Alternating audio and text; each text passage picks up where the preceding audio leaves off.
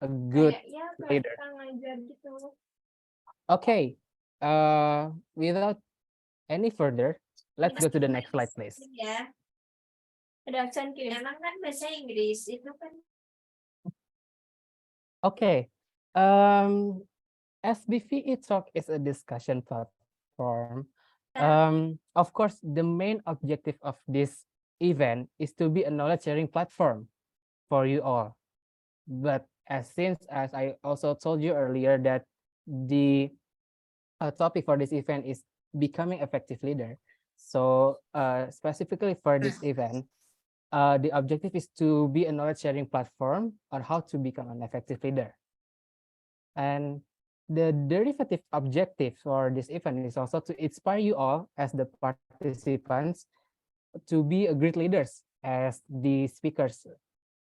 And the third one is also to be a networking platform for our speakers, audience, and also partners. In this case, media partners and also our co-hosts. So later, we will provide you a space for you to have a chit chat if you would like to meet someone, or if you would like to ask the out of topic questions to the speakers later. We will provide you a space as well. Okay, so that's the objective of the event. So what's our agenda? Go to the next slide, please. So here are basically our agendas for this event. We have 4 agendas in total. The first one is introduction. And the second one is the main event, which is the discussion with our panelists. And the third one is the closing answer phase. But we have some twist for today's BVE talk because we have provided a quiz for all of the participants can join and also win the exceptional prizes. So please be patient and wait and also listen to what the speaker said, so you can later do the quiz proficiently. Okay, and after that, there will be a post-event huddle session, which I also have mentioned earlier, that you can have a chit chat with your friends, if you would like to make new friends to the speakers, and everyone is basically who joins in this BVE talk session. Okay, next. Without any further ado, I guess let's jump into our first agenda, which is the introduction. So in this introduction, I would like to introduce you to our hosts for this event, our co-hosts, our moderators, and also speakers. Next slide. Okay, so here are the hosts for the BVE Talk 20. I would like to call your names for our host today to also recognize your work for this amazing event. You already know me. I'm your host for today's event, but also I am the project manager of this BVE Talk 20. And secondly, I would like to call Adil Ananda. Hello, Adil. Hello. Okay, everyone, if you haven't noticed, Adil is actually our email marketer. So for you, especially the participants who received the confirmation email and reminder email to keep you reminded about this event. So that's Adil's work, Adil's amazing work. And also he did some work on the social media posts. So if you are coming or knowing this event from social media, that's also Adil's works. And also the second one, I would like to call Shelin. Hello, Shelin. Hello, Furkan. Hello, everyone. Okay, hello. So basically, Shelin here is our liaison officer. Unlike Adil is working on the participant side, Shelin is working on the partner side. So I believe if you are a part of our co-host or our media partner for this event, I believe you you are very much aware of her existence. Okay, and the next committee is Ola Kinanti. Unfortunately, she couldn't be here today because she had an event at her university So that's quite a shame. But if you look at these beautiful presentations that you see, and also the beautiful posters that we have, it's basically all of her work doing as the design specialist. Okay, that's for our host for this event. Next slide, please. Now, I would like to recognize our co-hosts who have gathered these many registrants as also participants to come to this BVE talk. The first one is from Ilmu Komputer Universitas Negeri Semarang. I believe Pak Alansyah, as the head of the department, is already there. Waalaikumsalam warahmatullahi wabarakatuh. Halo Pak Alamsyah. Yes, nice to meet you, Pak Furqan. I'm sorry because time is asal fail. Okay, that's very fun, Pak Alamsyah. But thank you very much, Pak Alamsyah, for your contribution to this event to bring so many participants coming into this event. And also, we have another co-host from Universitas Pertamina. Is there any representative coming from Universitas Pertamina? No? Okay, that's fine. We can proceed to Universitas Gajah Madah, program studi S1 Pariwisata, Fakultas Ilmu Budaya. Hello, is there any representative coming? Hello, Mas Furqan. Hello, everyone. Halo Bu Zida. Halo. Ketemu lagi ya kita ya Bu ya. Yes. Halo Pak Jing. Salam from Indonesia. Hey, halo, apa kabar? Okay, Ms. Zida, thank you very much for your help and also contribution to distribute this event, and also as your students to come to this event. So we have, as you can see, 300 participants as of now. Yes, my pleasure. Thank you very much. Thank you very much. Okay, and next I would like to call the representative of Business Perjalanan Wisata Universitas Gajah Madah. Hello? Okay, I believe the representative has not come yet, so we can skip further, but thank you very much to Universitas Pertamina and also Universitas Gajah Madah Business Perjalanan Wisata to also support our event. And the last co-host that is actually quite like we have a close engagement with him is from Sekolah Business Management of Institut Teknologi Bandung. And I believe the representative is here today. Halo Pak Agus.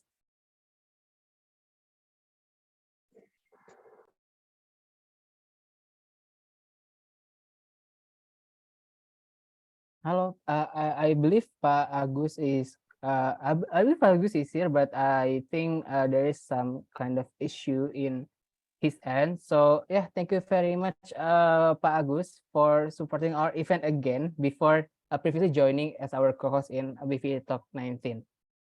If you are curious about these organizations, we also have provided the pretty detailed information on our website. So please go to our website BVE Talk page to look further of these co-hosts or organizations. Okay, Adil, next slide, please. And therefore, I would like to also thank you very much for all these many media partners that have also helped to distribute and spread awareness about our event. The first one, I would like to call the representative of PSB Academy from Singapore. Oh, no one? Okay, but thank you very much. Hi, yes. Oh, sorry. Oh, Ms. Kartika, Yes, you're I'm here. Yes, I'm here. Can you hear me clearly? Yes, it's pretty clear. Thank you very much, Ms. Kartika, for your help in distributing the awareness to your community in PSB Academy. Yeah, we're really happy to be able to take part in this talk, and yeah, all the best. Thank you so much. Okay, Looking thank you forward very for this talk. Thank you so much. Thank you so much. And also we have the representatives for Departemen Informatika Universitas Pelita Harapan. No? Okay. Thank you. That's okay. Thank you very much for Departemen Informatika UPH to also distribute our event. And next to Binus University. Okay. And also we also have we would like to thank Karis Center Universitas Pelita Harapan, CDC Visipol Universitas Gajah Madah, CDC Karis Prasetya Mulia, CDC Presiden University, CDC Fakultas Ekonomi Universitas Negeri Jakarta, Center for Digital Society UGM, PPK Unpad, and also Stay ITB for also supporting our event by distributing the information to the communities. Okay, without any further ado, this quite take a long time.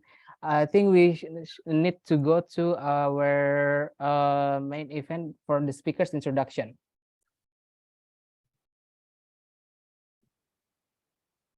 Okay, but before introducing the speaker, I would like to call our Chief Executive Officer who will moderate this event. Hello, Mr. Okay. Jing Choyang. Hello, Furqan. How's it going? It's going great. And also thank you very much, Mr. Jing Choyang, for all participants here. Mr. Jing Choyang is actually currently in California. So it's basically like literally midnight there, like midnight there. So thank you very much, Mr. Jing, for your willingness to still moderate this event with around 300 participants. Of course. I wouldn't have it any other way, Furqan. So thank you for the intro. Okay, who's excited to be here at eTalk 20? Yeah, I'm so delighted to see so many people come in today on a Saturday to a webinar. I mean, we've had so many webinars during COVID. I mean, who wants to go another webinar? But hopefully this next few hours of time with our very illustrious speakers who have also chosen to spend their Saturdays speaking at the eTalk will be inspirational. Right? I want to give a big thanks and shout out to all the participants that have decided to come in on the first day of April. I promise this is a real eTalk, right? April 1st is sometimes April Fool's Day. So maybe I'll just say, no, we're canceling the event and, you know, we can all go home now. But no, it won't be like that. That would be very disappointing, right? So we're actually having this eTalk on April 1st. But I hope this doesn't get anybody into this idea of work-life balance, right? Why do I have to come to work on Saturdays, right? But okay, anyways, without getting into too much about anything, I'm very proud to be the host, and I'm also very happy to actually receive feedback from all the audience, and hopefully some of you have been coming over from the past eTalks. We took your advice from the last surveys that you gave, and we made the introduction period much shorter so that we could get to the heart of each eTalk, okay? So let me go ahead and introduce each of our illustrious speakers here today. We have people representing leadership positions at senior levels from all different industries, from all different types of specialties and skills, all different kinds of backgrounds. So we hope that this will be an inspirational and a delightful event for a wide audience of students who are coming from different backgrounds too. And thank you for supporting the event. Okay, Adil, bring us to the next slide to introduce our first speaker. All right, our first speaker is Mr. Saudi. Mr. Saudi, are you there, sir? Yes, I'm here. Hi, Saudi. All right, here. Mr. Saudi, this is your turn, and you will be starting us off. Please introduce yourself. Tell us a little bit about what you do and your background, please. Yeah, so in short, basically, I'm from all my whole career from hospitality. So moving from different brand to like one brand to another brand. And I'm currently as the country lead for Thailand for human resources and working for IHG Hotel and Resort, which is I'm sure that IHG Hotel and Resort also exists in Indonesia for sure. And lots of them are in Bali, in all the major provinces. So, Excellent. Nice meeting you all. Thank you, Mr. Saudi. And by your presence here, you have made this now an international event. So thank you, Mr. Saudi, representing hospitality and many different hospitality brands, and also with the skill of human resources. Okay, thank you. Next, Adil, let's bring us to the next speaker that we have, which will be Miss Dio. Miss Dio, are you there? Hi everyone, good day, happy weekend everyone. My name is Dio. I'm currently building my own business. I can say it's a startup per se. I also study in UI, but most of the so previous role that I have, as a typical millennials, I like to explore. So I've been working for multinational company, development bank, hospitality, other startups, things like that. And now this is actually my 6 years working. So I think compared to other speakers, probably I'm like the youngest in terms of the years of experience. So yeah, nice to meet you all. All right, Miss Dio, thank you for the brilliant introduction. It's really good speaking with somebody with actually, UI is overrepresented today, I think. There's going to be a lot. Yeah. But also to see that entrepreneurial energy. And I'm happy that you also have an HR background. So I'll be asking you and Mr. Saudi common questions about leadership from that particular direction. Yeah. Cool. And I think it's great that we represent like different industries, and different generations. Millennial. Mr. Saudi is probably Gen Z, right? And you're right. And so that will be an interesting contrast to see how different generations see also leadership. Welcome, Ms. Dio, for the eTalk 20. Next, let's go to our next speaker, Adil, and see who that might be. It's none less than Mr. Imam. Mr. Imam, please come forward. Hello, Mr. Imam. Good to see you. Hello, everyone. Right. Tell us who you are. Yeah, thank you, Jing. So yeah, hello everyone. My name is Imam. You just can call me Imam. I'm really thrilled to be here today. I was studied in University of Glasgow, but back then I am actually taking my bachelor degree in ITB. So if you guys coming from ITB, hi, I'm also one of your alumni. At the moment, sure, it is. I work as a VP of engineering at the moment in EV3. At the moment, I'm also working from Bandung. So if you guys are in Bandung, you can feel free to just contact me and we can discuss about something about engineering or any other things. For sure, I'm really excited to be here today. It's really great opportunity to meet you all. Let's discuss. Thank you, Jing. And I'm really happy to actually have a fellow person who, Mr. Imam, you're also making this international event by bringing in University of Glasgow, representing Glasgow's in Scotland, right? Sure. It is Glasgow in Scotland. It's very cold city. And actually, and your background is actually very, very interesting. So you are an engineering background, but you work in agriculture and aquaculture, actually, to make shrimp, fish, and other things that swim and we eat, right? Sure. It is. Yeah, it's quite fun actually. I mean, like, I'm actually an electrical engineer, and then my master is in information technology. And we do find a lot of interesting stuff in EV3, where we need to combine a lot of stuff like hardware and software and become an IoT stuff. And goodness. Yeah, that's right. It's not that complex, but actually our technology can solve some problem for the farmers at the field. Oh my goodness, that is so amazing, because I happen to actually have the same background. I studied electrical engineering as well. And so, okay, I promise we won't nerd out with Mr. Imam and talk about circuits and grounding and resistors and capacitors, all that. But Mr. Imam, welcome. Thank you for also bringing some, you're the first technical person and also working on your own startup. So this is also very fascinating, coming from a different aspect of leadership. Welcome, Mr. Imam. Sure. Okay, yeah, thank you. Next, let's go to our next speaker, who is, that was a funny break. Okay, Mr. Brian. Mr. Brian, or have you arrived, Mr. Brian? Yes. Mr. Brian. There you are. You made it. Okay, Mr. Brian. Good to see you. Good to see you, welcome, Jane. Mr. Brian. Tell us about your life, Mr. Brian. Yeah, I'm currently, I had just joined PASAC as Director of Products. Previously, I worked in Alumni Hijrah, Syariah Bank, and previously in Tokopedia. And earlier on in my career, around 10 years or so, I am doing my own startups, which failed spectacularly, leaving many debts. So I've paid all of those debts, and I found that I now enjoy working for other people more than working for my own company. Okay, that's good.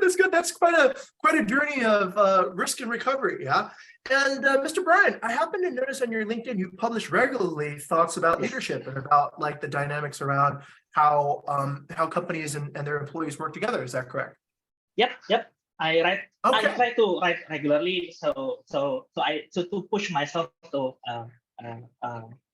structure my thoughts in writing. Excellent. And help other people. Excellent. I'm sure Mr. Imam would agree that, or maybe not agree, that writing from a person with an engineering background can be kind of like a scary thing to do, right? Sometimes we're more comfortable with numbers. But okay, Mr. Brian, well, that's very fascinating. I think getting your thoughts out in public is a very strong aspect of leadership. By the way, next. If we have a wrong title there, because I had never graduated from my Bachelor of Industrial Engineering. So I'm a dropout. Oh, wow. You are so transparent. Okay. No fear of shame. Okay, fantastic. I like that. We have a core value here at Bukit Vista that says to be transparent, and you are being transparent in front of 376 people. So that is very remarkable. Okay, all right, Furqan, we'll get that detail right, yeah, on that one. Thank you, Mr. Brian, for coming in, and also you can trust Mr. Brian. He's willing to tell us the truth today, so hopefully all of the participants will get some real knowledge here. Okay, Mr. Adil, let's go to our next speaker and bring them in too. Miss Melissa. Miss Melissa, are you there? Yeah, I'm here. There you are. I'm Okay, here. I see you. Thank you so much. Thank you, Jing. Thank you, Bukit Vista team, for having me. Thank you guys for being here. As you can see, I'm fellow Binusian, so hello to every Binus graduates there. Nice to meet you. So for the last 16 years, I've been working in DHL Express Indonesia. And the first 11 years was actually in the commercial department. Before and afterwards, I decided to jump ship and go to HR instead. So excited to share with you about the topic today. And last but not least, if you want to ship internationally, don't forget to use DHL Express Indonesia. I'm just saying, I'm just doing my job as an employee. So absolutely. Yeah. So if you want to ship me a thank you gift for moderating, you can send it to California through DHL, and it will make it here hopefully on time for me to open on next Monday. No, by no means. We'll probably be giving you guys gifts actually as a way of saying thank you to the speakers today.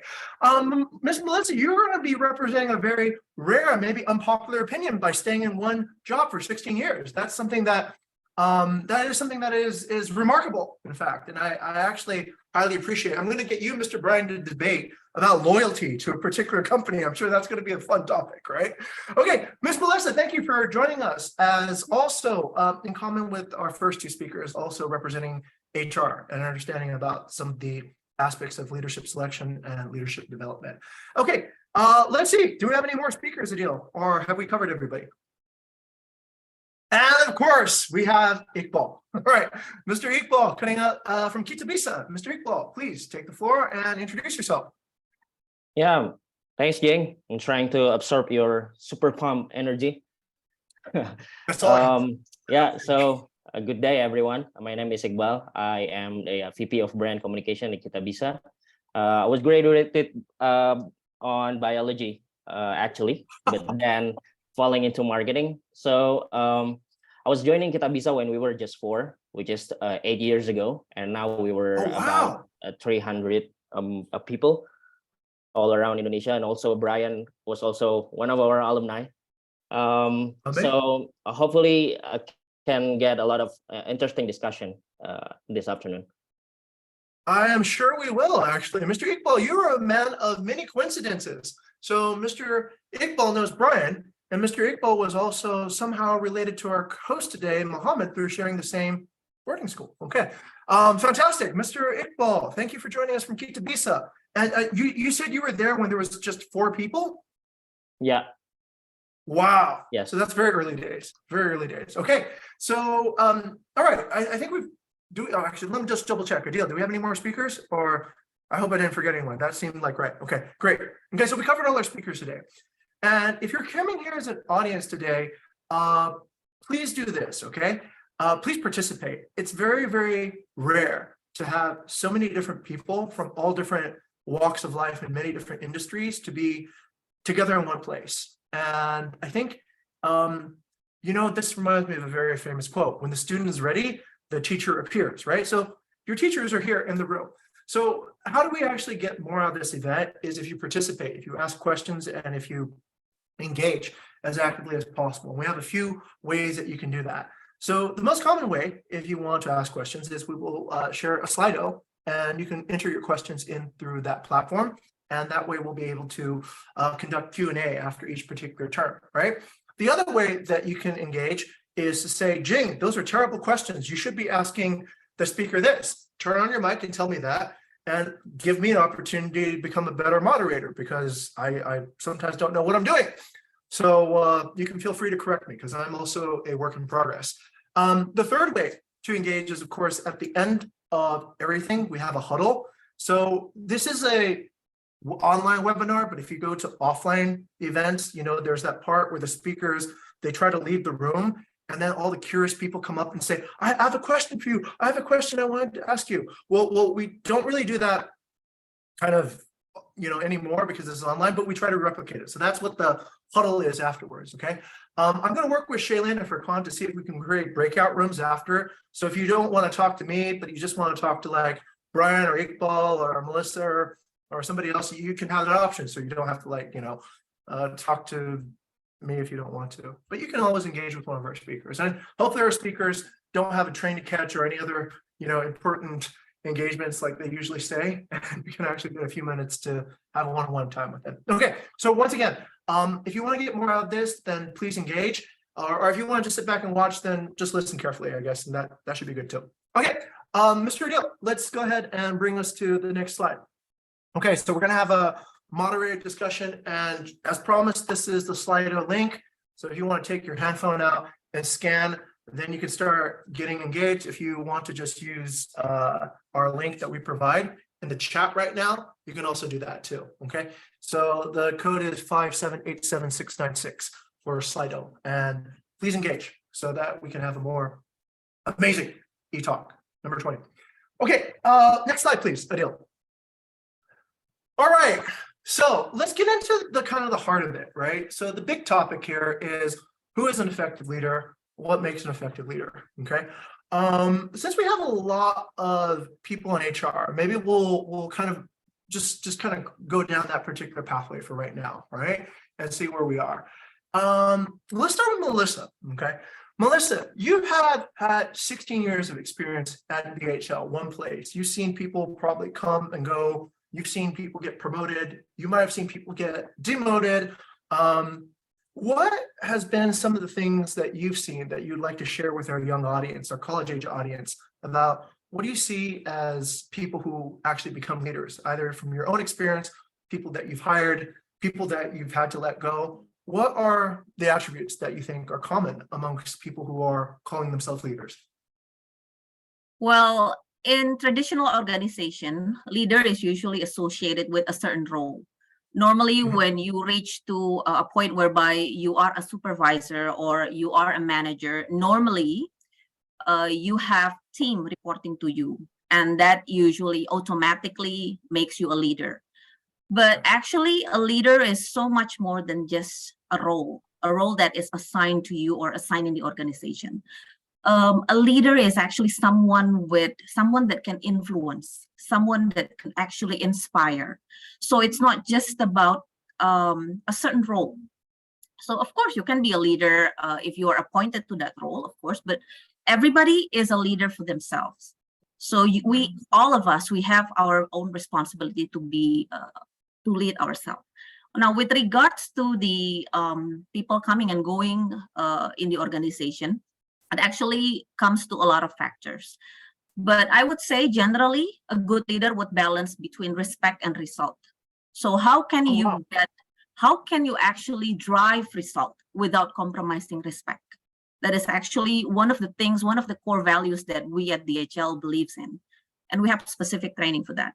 So other than that, I would say that being a leader is not something that you are born with. It's actually something that you can learn from. And it's actually something that you can sharpen day by day. So don't worry if you feel like, I don't think I'm a good leader right now, because it's a process actually.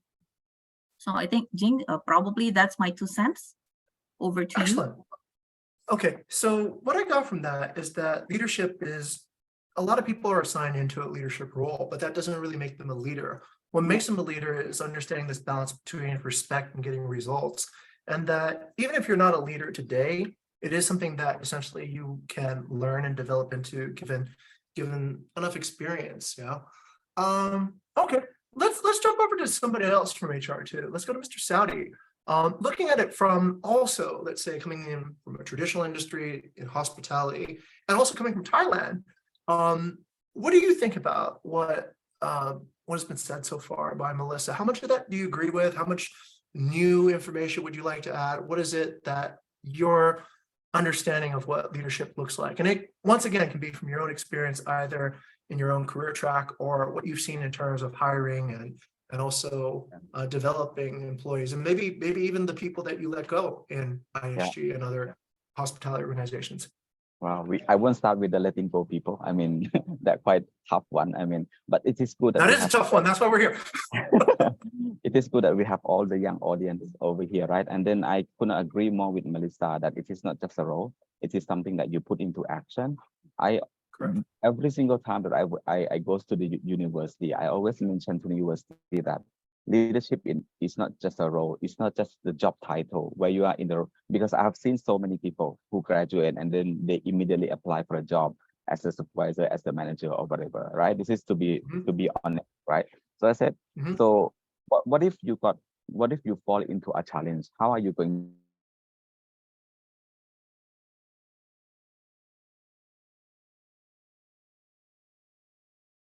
Okay, I think we might have lost Mr. Saudi. Yeah. Okay. Yes. All right. So let's go ahead and do this. So Mr. Saudi. Oh, Mr. Saudi, you're back. Yeah, I'm here. Okay. All right. Please continue. There was a few moments where the audio skipped out, but you're saying that leadership is not a role. It's people immediately apply as a supervisor. And let's continue from there. Yeah. Okay. So I have seen like lots of people apply for supervisor or manager position, right? Kind of.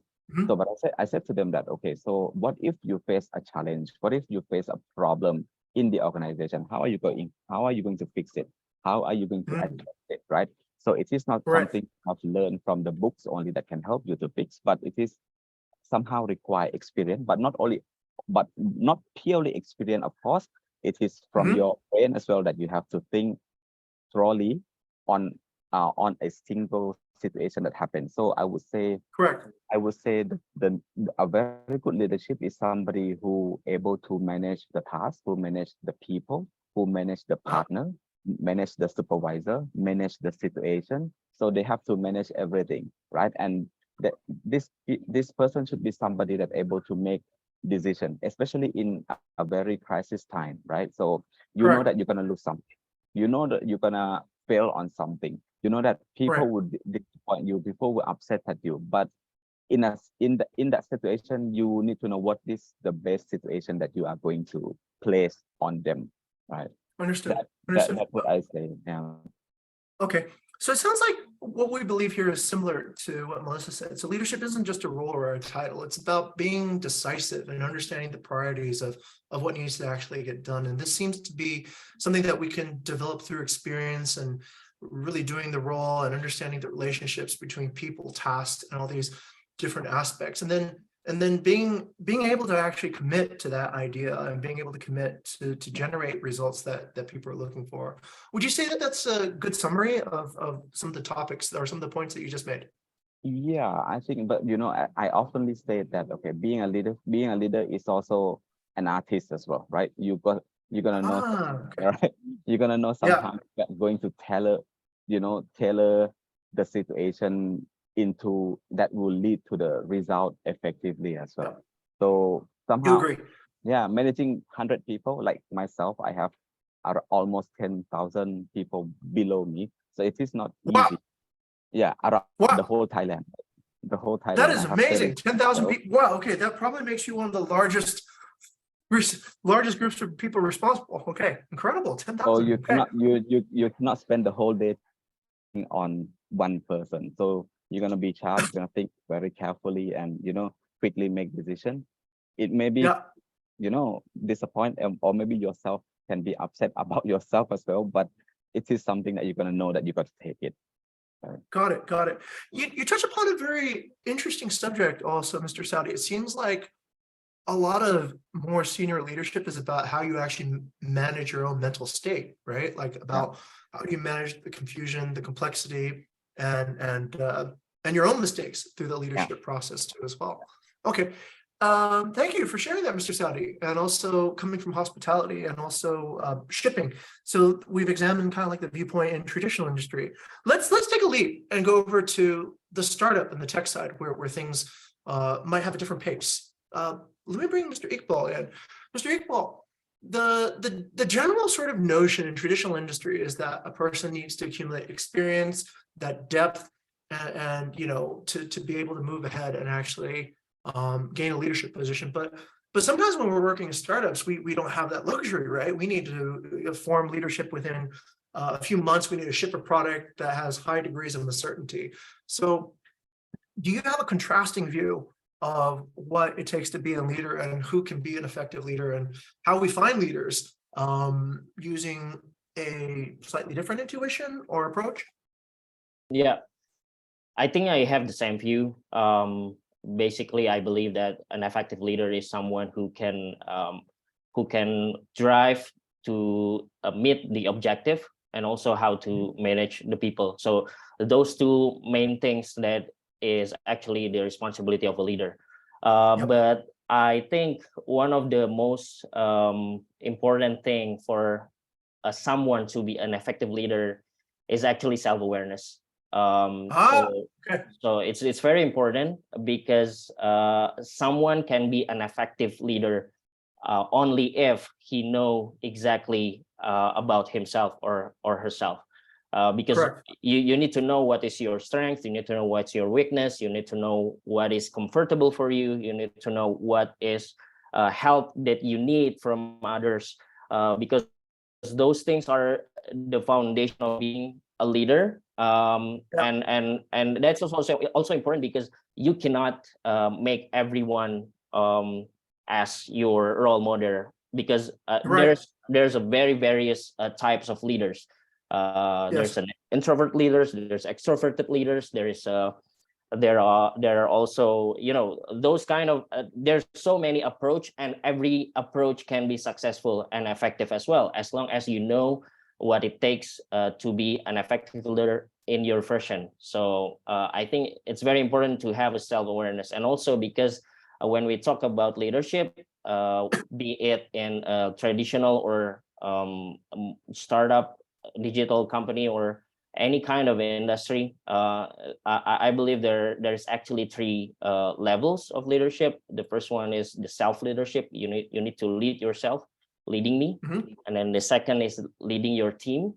And team meaning not only meaning someone who become your subordinates, but also your peers, and also your direct reports. So it's a leading team. And then the third one is leading the organization. So leading the organization is more about, you know, team, how team interact with each other, how team interact with the urgency of the company or the organization, and etc. So I think that's it for me. That's brilliant, actually, Mr. Iqbal. And my follow-up question is this then. So it seems like the central point, and this is also kind of going to what Melissa and Saudi said earlier, of self-awareness is important for being able to be decisive.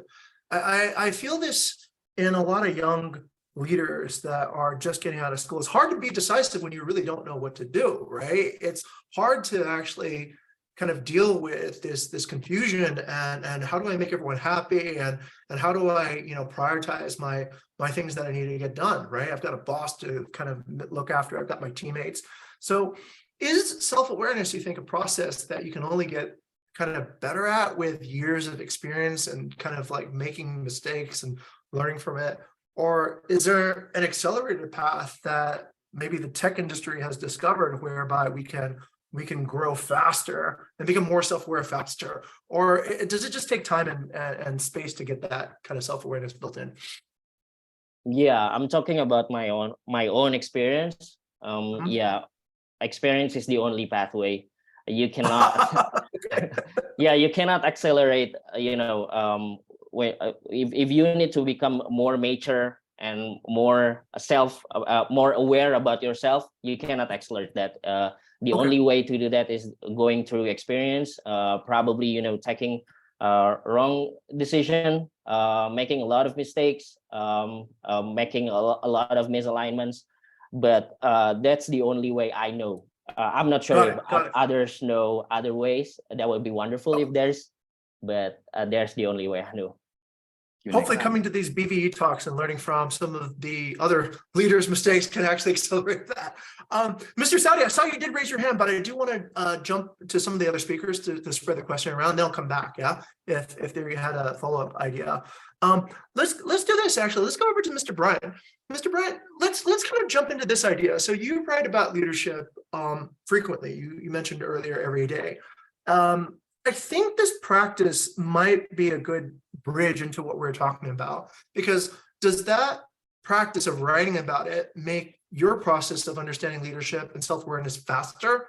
And does it also accelerate maybe developing other people who are reading your content, actually accelerate their learning process too?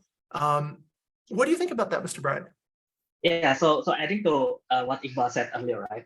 I agree, wholly agree that experience is the only way that you can gain leadership skills.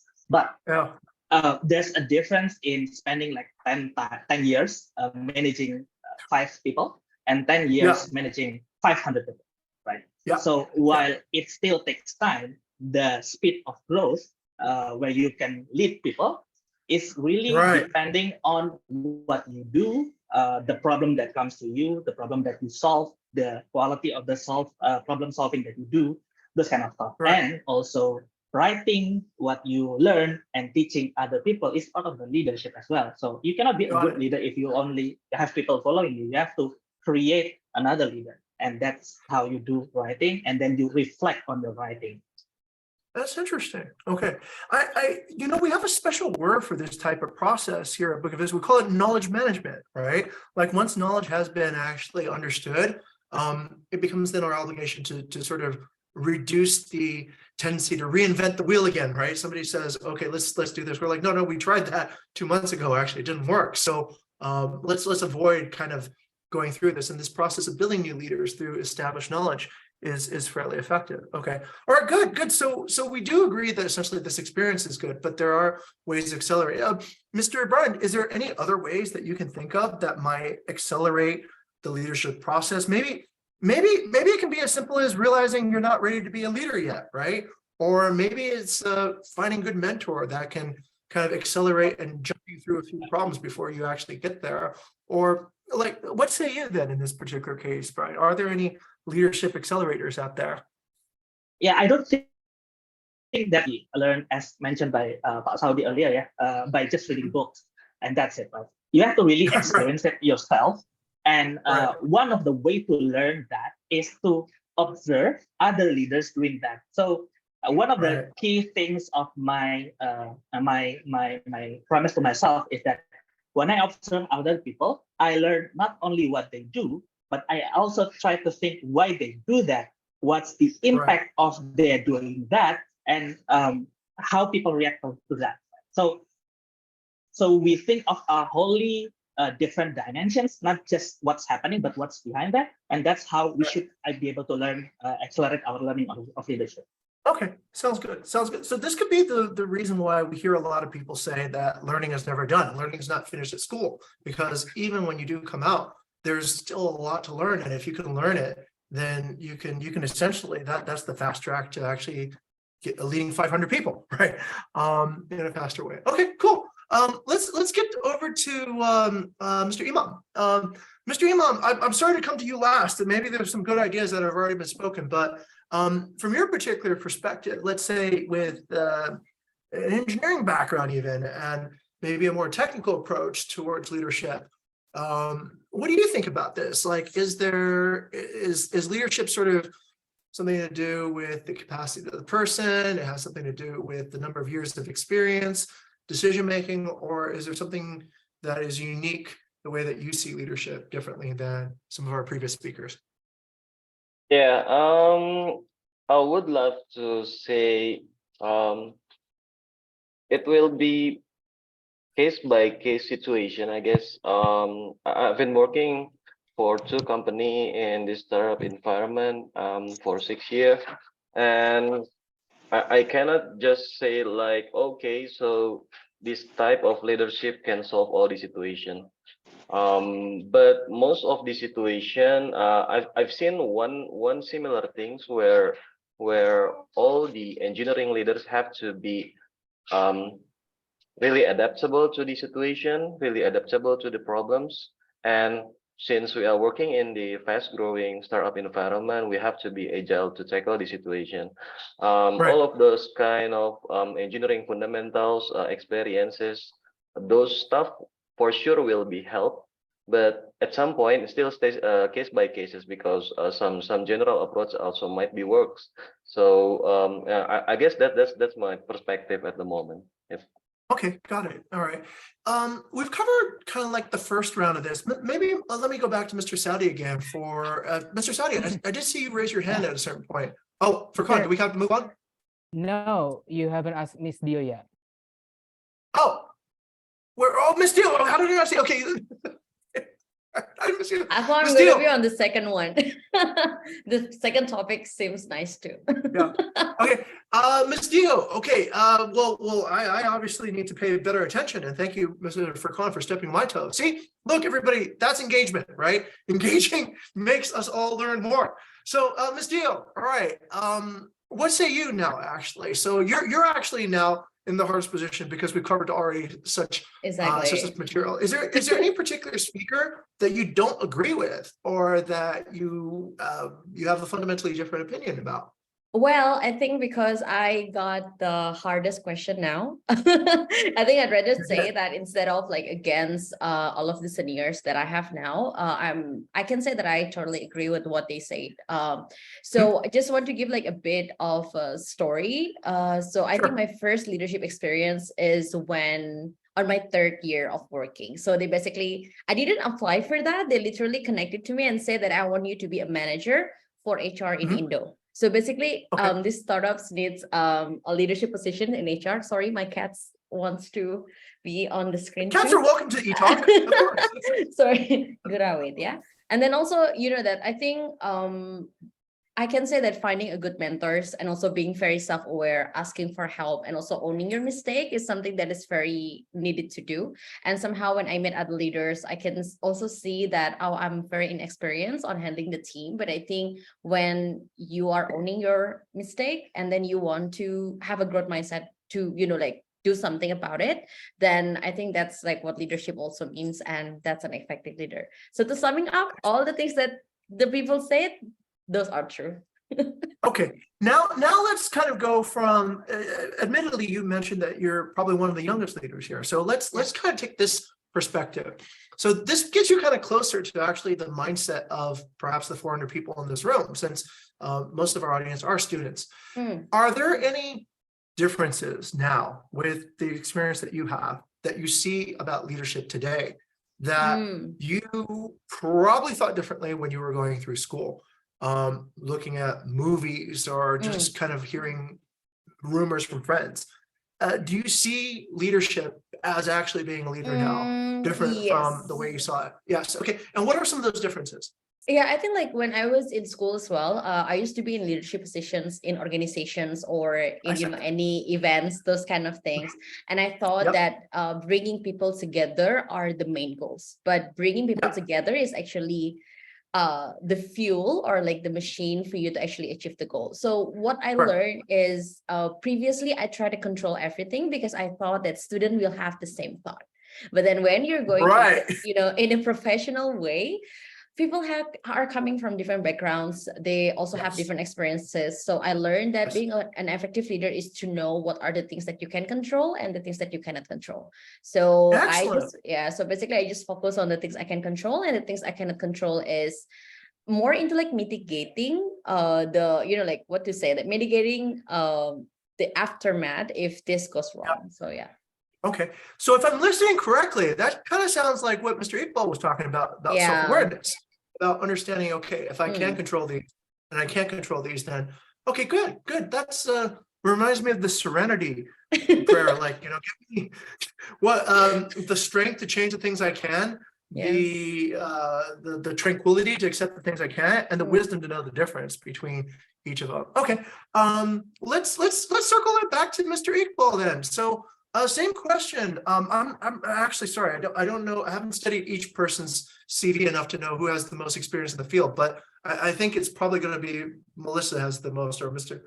Saudi has the most. But okay, I'll try to go in some order that makes sense. Yeah, Mr. Iqbal, same question, right? So this process of self-awareness was something that Dio discovered like through real life that wasn't really apparent in school, right?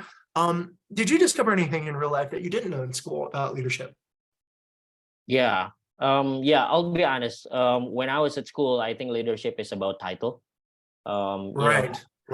Having title as the manager, as the head, as a VP, or it's something shiny, and it's something that I really want to get that because I can brag about prestige. It. And prestige, and it's gonna be fun because I have this title, and also I have team that I can command to do anything. But turns out the reality is the leadership is a very hard things. It is. It took mental tolls as well. Sometimes it feels lonely, and probably you as a CEO feel this about it better. But I can also speak as a what I say sandwich manager. So I have C-levels above me. I have a team below me, and it makes me a sandwich because I need to pass a message from above to below, and also from below to above. And it's also a challenging task because the communication need to be filtered and also need to be sorted and need to be communicated in a certain in a certain way. And it's actually so when you become leader, it's not only about doing the work and getting the metrics that you have been assigned to, but also to get trust from your team. It's also about managing your superior. So a lot of things to do, and this makes what I said earlier about being a leader is something that's prestigious, and I really want to have that become more getting down into reality because it's still fun to be a leader. Also, there are a lot of upside of being a leader, but also there are a lot of responsibilities that you need to take, and it's an endless learning process to have that. With prestige comes pain, I think. With that, I used to. I felt the same way. I was like, oh yeah, leaders get the nice cars, they get to fly first class, but then you're like, oh, well, you kind of need that because you're suffering a lot. And I also hear you on it. It's not just the technical, but it's also the soft skills of developing the relationships and understanding how to build trust. Whereas if you're working on an individual contributor level, you don't necessarily have to play that particular. You don't need to think about that as often, I think. I like your word, sandwich manager. That's the first time I've heard that. Hey, another reason why we have this, by the way, is for all of us as leaders to feel a little bit less lonely. When we can talk about what we're actually experiencing, I feel like sometimes leadership is like being the captain of a ship. You don't really see what other captains are dealing with. So it just feels like your own ship is always like never quite right. But I think by having these moments and kind of sharing our war stories, we can engage and feel better. Furqan, how many minutes do I have before the next topic? I'm trying to budget my time. Yes, actually you already passed 5 minutes, so probably now we move on to the. Let me do this. Let me just quickly ask Melissa, right? Oh yeah. Then we'll jump to the next topic. Melissa, okay. Now you've had some time spent to really think about this in many different phases. So what I'm hoping is maybe you can tell us a progression story. Yeah. Your first thoughts of leadership when you graduated, your first promotion, thoughts of leadership, and each stage of leadership throughout your 16 years being at DHL. Do you remember those milestones when your belief about leadership changed and your ideas about leadership have changed? Yeah, I actually had what I call post fresh graduate syndrome. Whenever you write down your first CV and you told the hiring manager or the HR person of the company that you're applying for, that I'm looking for a managerial position in your company. Little that I know that it actually entails a lot of responsibility. I don't even know what does it mean. I just know that it, like what Mas Iqbal said, it is a flashy role. It's great to have, but you know, quoting Spider-Man, with great power comes great responsibility. It's true, really. And it's a position of service, as you know, and as I grow in my career, leadership is actually a position of service. You are in a unique position whereby you're not just commanding people to do stuff, but you are actually thinking about the greater, you know, about the benefit of many. You're not thinking about yourself. So that's why I call it's a position of service. And as you go higher, yes, I agree. It tends to be lonelier and lonelier because there are some things that you cannot share with other people. There's some things that you need to, you know, hold on to yourself. And this is actually why making sure that you are fit emotionally, physically is very important. Otherwise, you cannot take care of other people. So those are the lessons that I've gathered in the 16 years of my career. You know, I think, frankly speaking, I think I've had my share of experience being led by somebody who is, well, not so good leader and a good leader, which fortunately you know, I have had a lot more experience being led by good leaders. So what I've learned from them is actually you have to listen, you have to be able to you know, take care of yourself really well. People around you can actually see you whether you are in a good position to lead or not, and they're actually absorbing those energy from you. So this is why it's so important for us to, you know, as a leader, to take care of ourselves. Sorry if I'm you know, going out of the path of discussion. So I think you nailed it on the head. But leadership is a position of service. It actually, that's the greatest, I think, contrast between I think what Mr. Iqbal said earlier.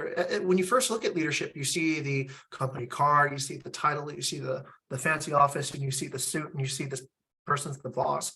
But when you actually understand it, you start seeing, yeah, it is service. It is about taking care of others. It's about letting, I think Mr. Iqbal said it earlier, about letting other people actually get to do their best work.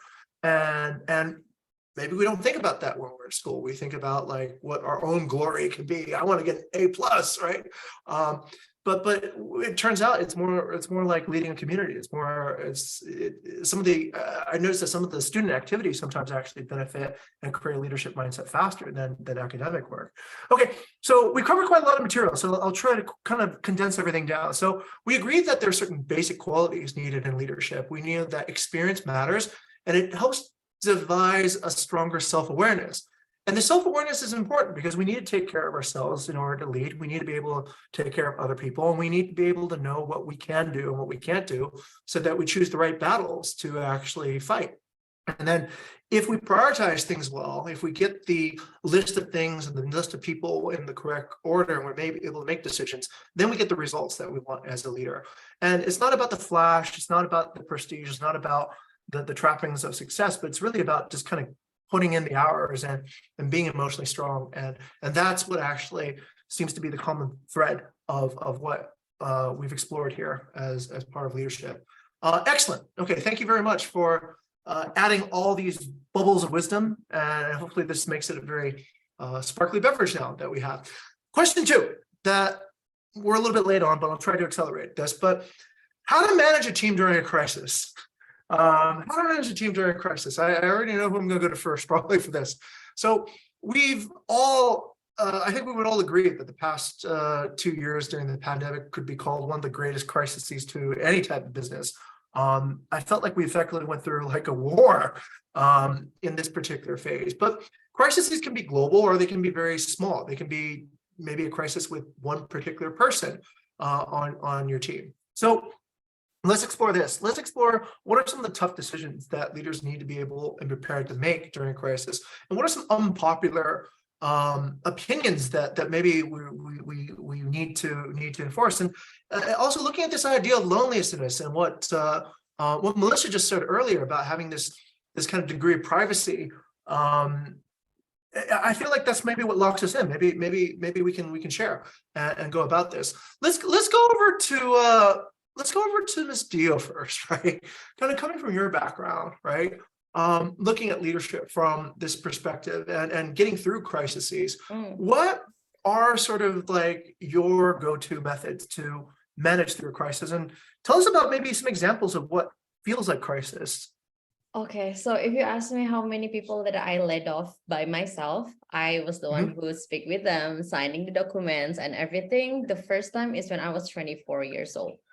So Wow. yeah, so at that time I was heading this HR role. And I think COVID just hit around March 2023 at that time. And we need to decide something on April or May, going again until October. So there are a lot of like wave of layoff that happened at that time in the company that I work for.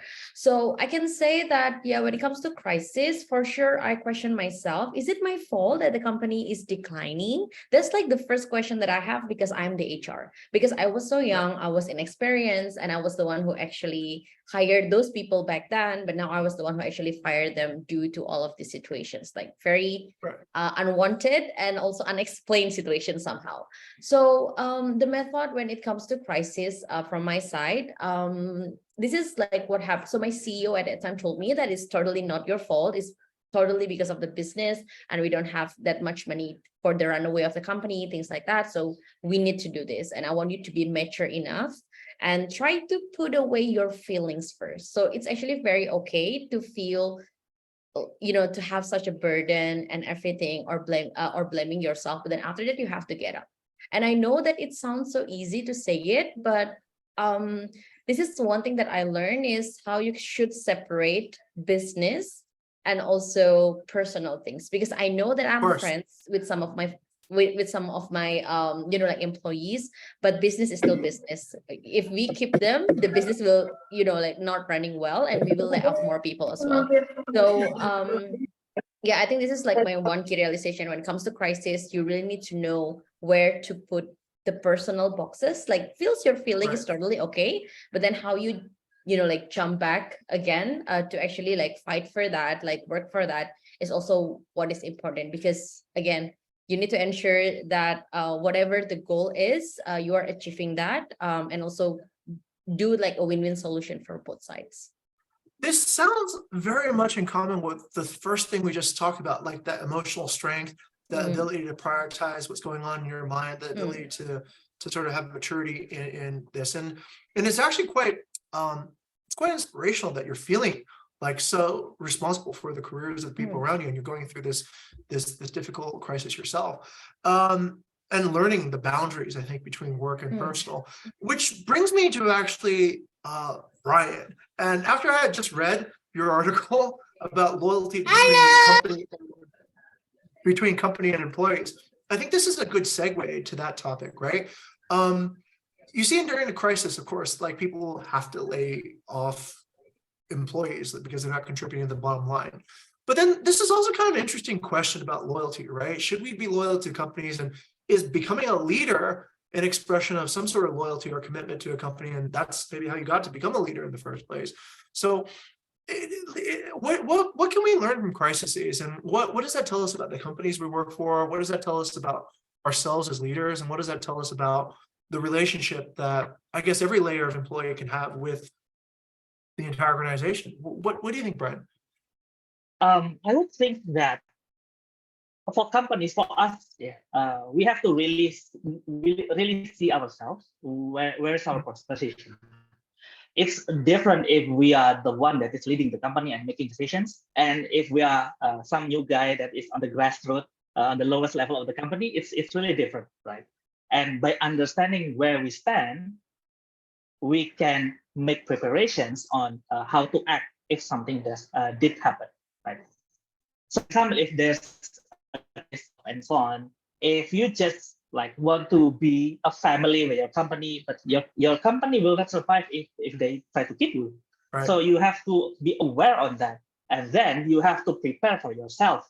You have, besides being a leader on your company, you have to be a leader for your family as well. And I believe family is more important than your company, so that you have to balance the needs of your family and your company, like that.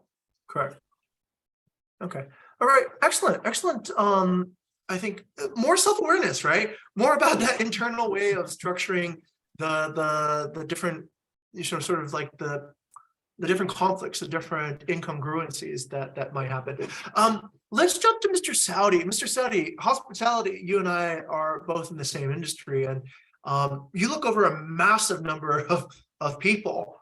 How did you experience leadership during a crisis in the past years when very few people were traveling and Thailand had its borders locked down, and you have to make some decisions about who you keep and who you don't? Yeah, that's actually a pretty tough situation actually during that time, when the pandemic started. And then we start thinking now that because the things that business start dropping, right? So once business start dropping, people start thinking about the cost. So one of the costs is always people cost, right? They cut every cost already. So meaning, let's say like within my organization in Thailand, I have 32 hotels. So every single hotels, they have different financial status. So basically what I throw back to the team is that look at your financial status. How long can you manage this financial status, or how long can you manage your cash flow? I mean, within your current hotel.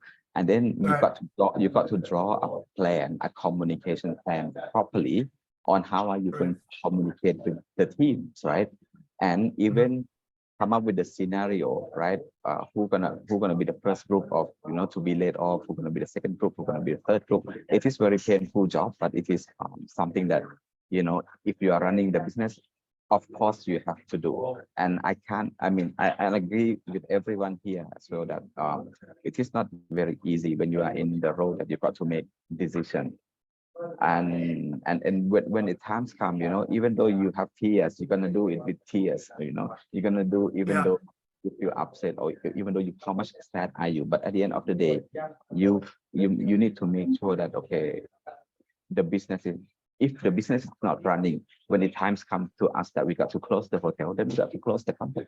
Everyone loses their job. Everyone's leaving, but the major part is that on the communication, how are you going to communicate? It is very easy to communicate, not that easy. It is less challenge to communicate with senior leadership, but it is going to be big challenge to communicate with rank and file people, right? Yeah, of course. They are very not used to this idea.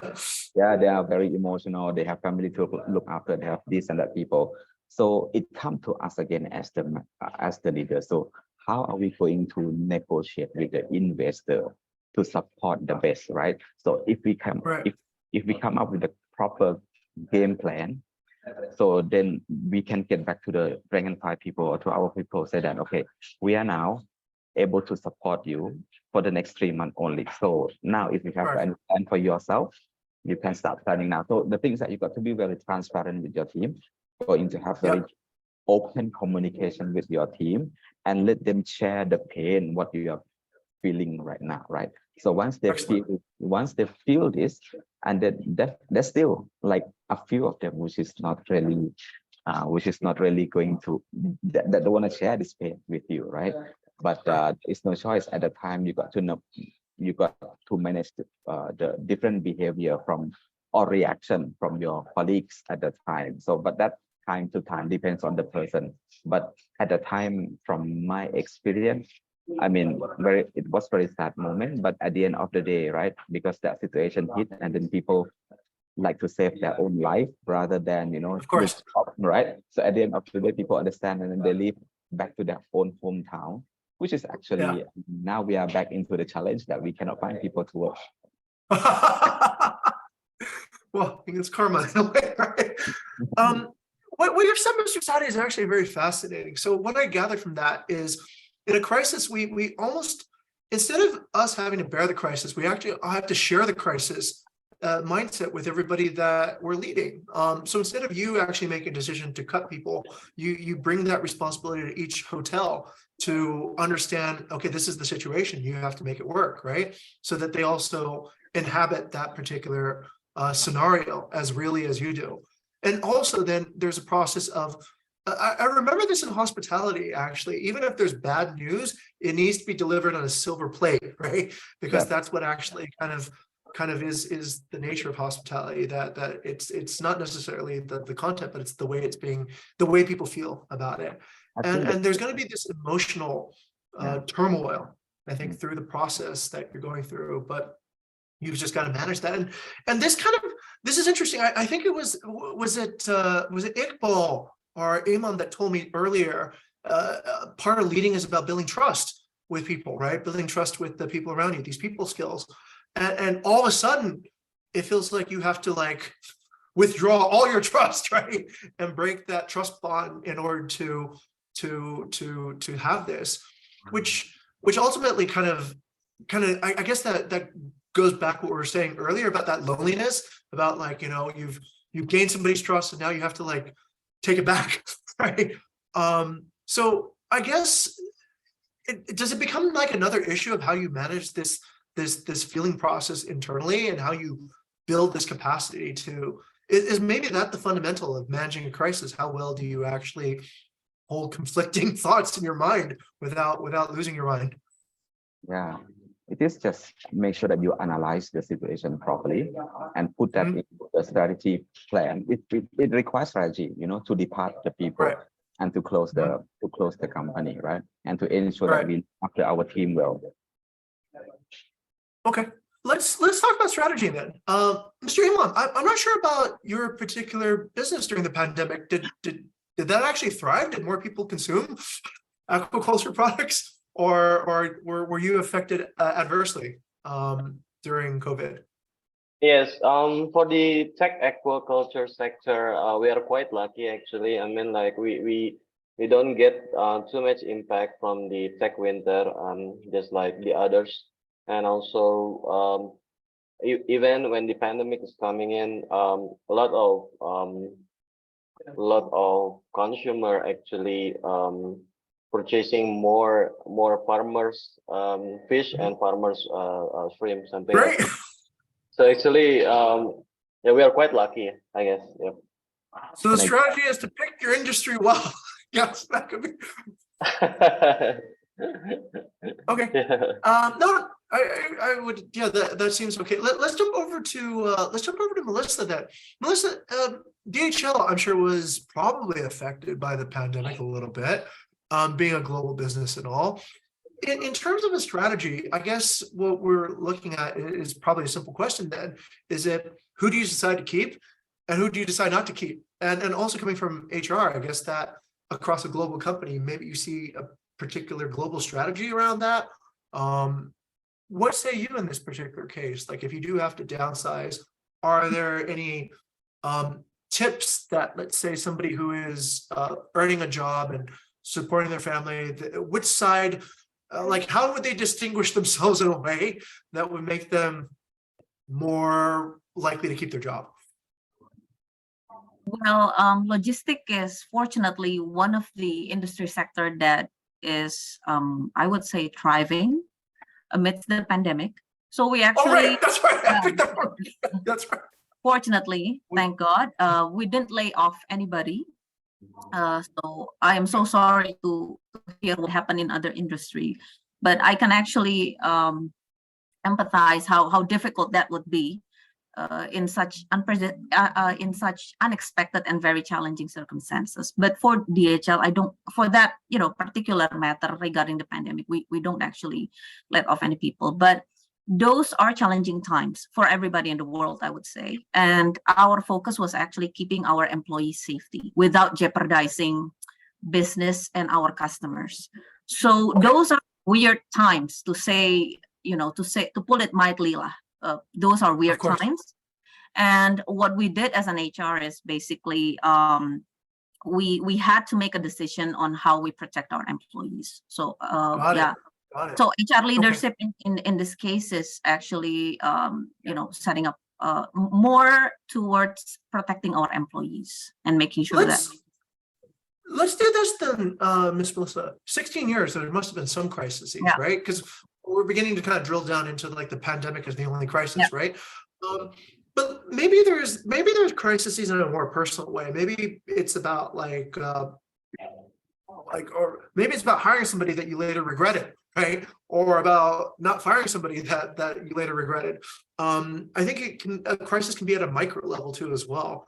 In your 16 years at DHL, have you experienced maybe less these dramatic global things that sort of like, well, what can we do? This is like act of God, right? But more like in a way that really tests your personal, it really puts a stress on you as like emotionally balanced, and what do I do in this particular case?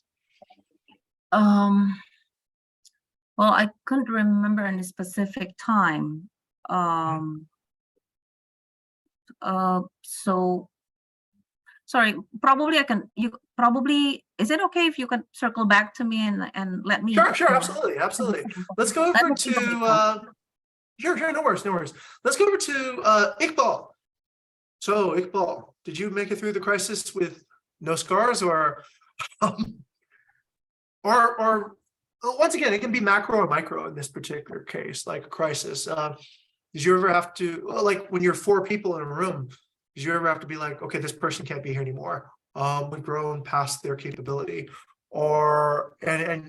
I know I have, right? I've started this company, and then along the way, people that were very loyal and I had great personal relationships with couldn't do the work anymore. And every day they came to the company, it was just kind of really agonizing for everybody.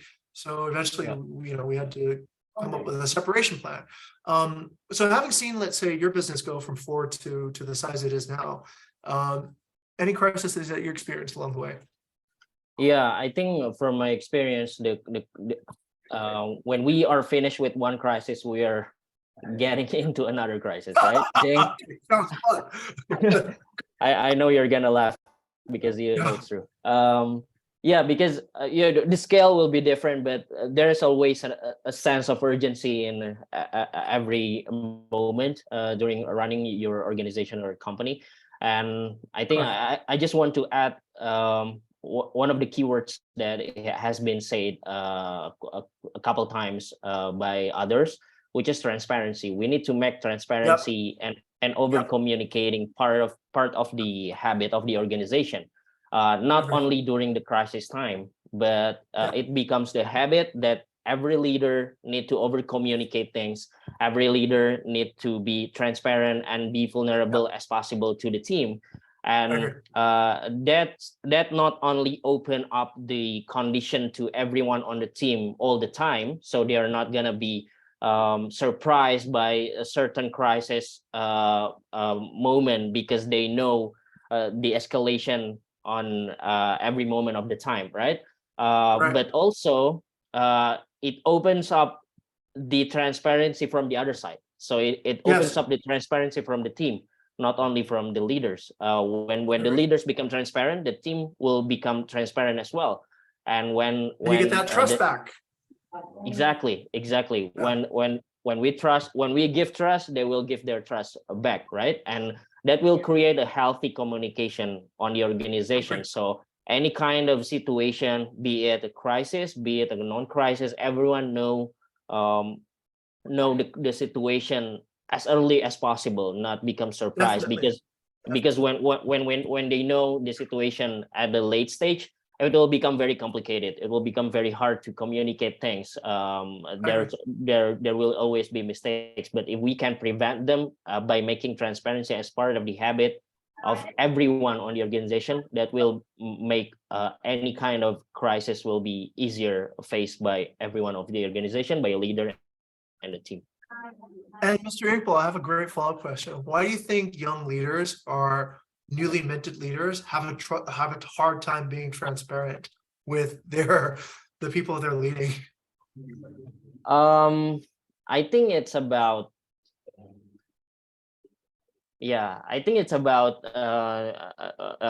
insecurity, fear. Yeah. Well, sometimes we can our fear will become true. I mean, if we trust something sometimes we share something to our team and we hope them to understand and give their trust back, and turns out it's not. That happens as well. But But the other upside scenario is also having the same chance of that failure to happen. So why don't we just pull out the transparency?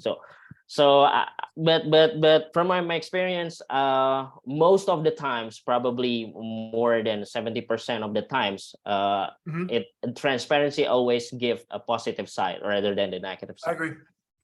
You know, Mr. Iqbal, this kind of ties back to what Mr. Saudi was saying earlier about how bad news or whatever news, it just needs to be delivered correctly. This communication is so important. And I feel like this is the essence of great leadership, that you have to get really good at delivering bad news or framing bad news in a way that does not lose trust, right? That you know, there's something bad happening, but there's nothing I could have done about it. I've tried this, and we've gone through the lengths. And here are the options that we can have, right? We can fire everybody, right? And we can all just go home broke. Or some people have to essentially make the sacrifice, right? But we're going to try our best to tell you what it is. We're not going to bullshit you, fill you with hope, so that you have time to start planning what you want to do next, right? Okay, good. I think, okay, let's do this now. It's time to move to the audience questions. So let's see. All right. So if we'll take a look at our screens, we got some engagement and I love it. We got for Mr. Saudi. Mr. Saudi, you have the most upvoted question, and it's an anonymous asker, but the question is, and it's been upvoted 6 times, is how do you persevere and convince employees in your establishment to be motivated? How do you convince people to be motivated? Okay, so I guess a large number of employees, 10,000 people. What do you do to motivate people, Mr. Saudi? Well, if you are talking me as the person, right? I'll be the person who just walk around the organization that I'm in. So okay. I will always ensure my managers, every single one need to walk the property, need to walk into the area that they look after. Yes. Make sure that they talk to people, make sure that they listen to people. And the key thing is that I think one of the most difficult qualification of being a good leader is to listen, right? Most of the leaders tend not to listen, but tend listen to reply, but not to fully listen. You know, people work so hard at the ground, so they somehow want somebody just to listen to them, basically, right? Yeah. So be around, listen to them, and respond to them. If anything simple, we respond to them immediately. If there is something that you require more time, so you just get back to them, or give me a few more days or whatever to get back. So, but make sure you deliver your commitment. Yeah. Excellent. And for Ms. Dio and Ms. Melissa, in HR, I think we talk about how incentives and punishments, right, in terms of motivating. One of the things that I'm listening to Mr. Saudi talk about, this sounds like recognition, right? It sounds like when you walk around as a senior leader, you look at people's work, it becomes real, right? They know it, and like the senior person is looking at my work, right? When you're listening, that's a form of recognition. It's literally like you see them, right? Could that be the secret? Is how do we recognize people's work more often through involvement, through actually seeing them, and not just kind of like go, I delegated that to somebody who delegated that to somebody. I don't look at that kind of stuff anymore. I sit in my office and I answer emails, right? Well, let's go to Mr. Saudi first. Would that be a good insight, or is there another way to interpret sort of the meaning behind what you just explained? See, if you walk around, right, that's all the employees, not at least if you walk, we what should I say? We're not gonna see everyone in the ground, but at least we will see majority of them. And then whenever they have question, it can be simple, small question, which is they need the answer just right now, or maybe they don't have time to come and see us, or they have time to come and see their supervisor. So when they see us around, they can question us at that time, and then we kind of able to provide immediate answer to the employee. Got it. So one most important thing is that every single day when you finish your duty, I usually encourage the manager to at least say thank you for the day. Thank you for today. Of course, yeah. Okay. Yep. I will agree with you 100%, Mr. Saudi, because before our operations here at Bukit Vista, also a hospitality company, was very broken for a long time. And it was because essentially the supervisors weren't paying very close attention to the work and they weren't walking around, so to speak. But as soon as we changed the culture with that, we saw much better results, actually. So it is the nature of leadership to just be present and be available so that if there's something that needs to be escalated, you build that trust by being available for people to consult with when they need help. And that goes back to, I think, what Melissa was saying, this culture of service, right? That you need to be ready to serve the people that are working for you. Okay, that's interesting. All right. Mr. Saudi, would that be a accurate conclusion then, based on what we've explored? Yes. Okay. Okay. I don't know. Sometimes I'm trying to guess. I'm trying to see if I'm listening correctly. You're right. You're right. Be approachable. Good stuff. That's the thing. Yeah. Be present. Excellent. Be present. Be present. Mr. Saudi, you have a second question. You seem to have a fan group here. Okay. This is actually a identified I Kadik Rian Abi Purma. So Balinese person, actually. So Mr. Saudi, what are the strategies as a leader you use to remain calm in the midst of pressure during a crisis? And how do you assess if the strategy is successful or not? So as so this seems to be two questions, right? So basically how to assess the strategy and how to remain calm, right?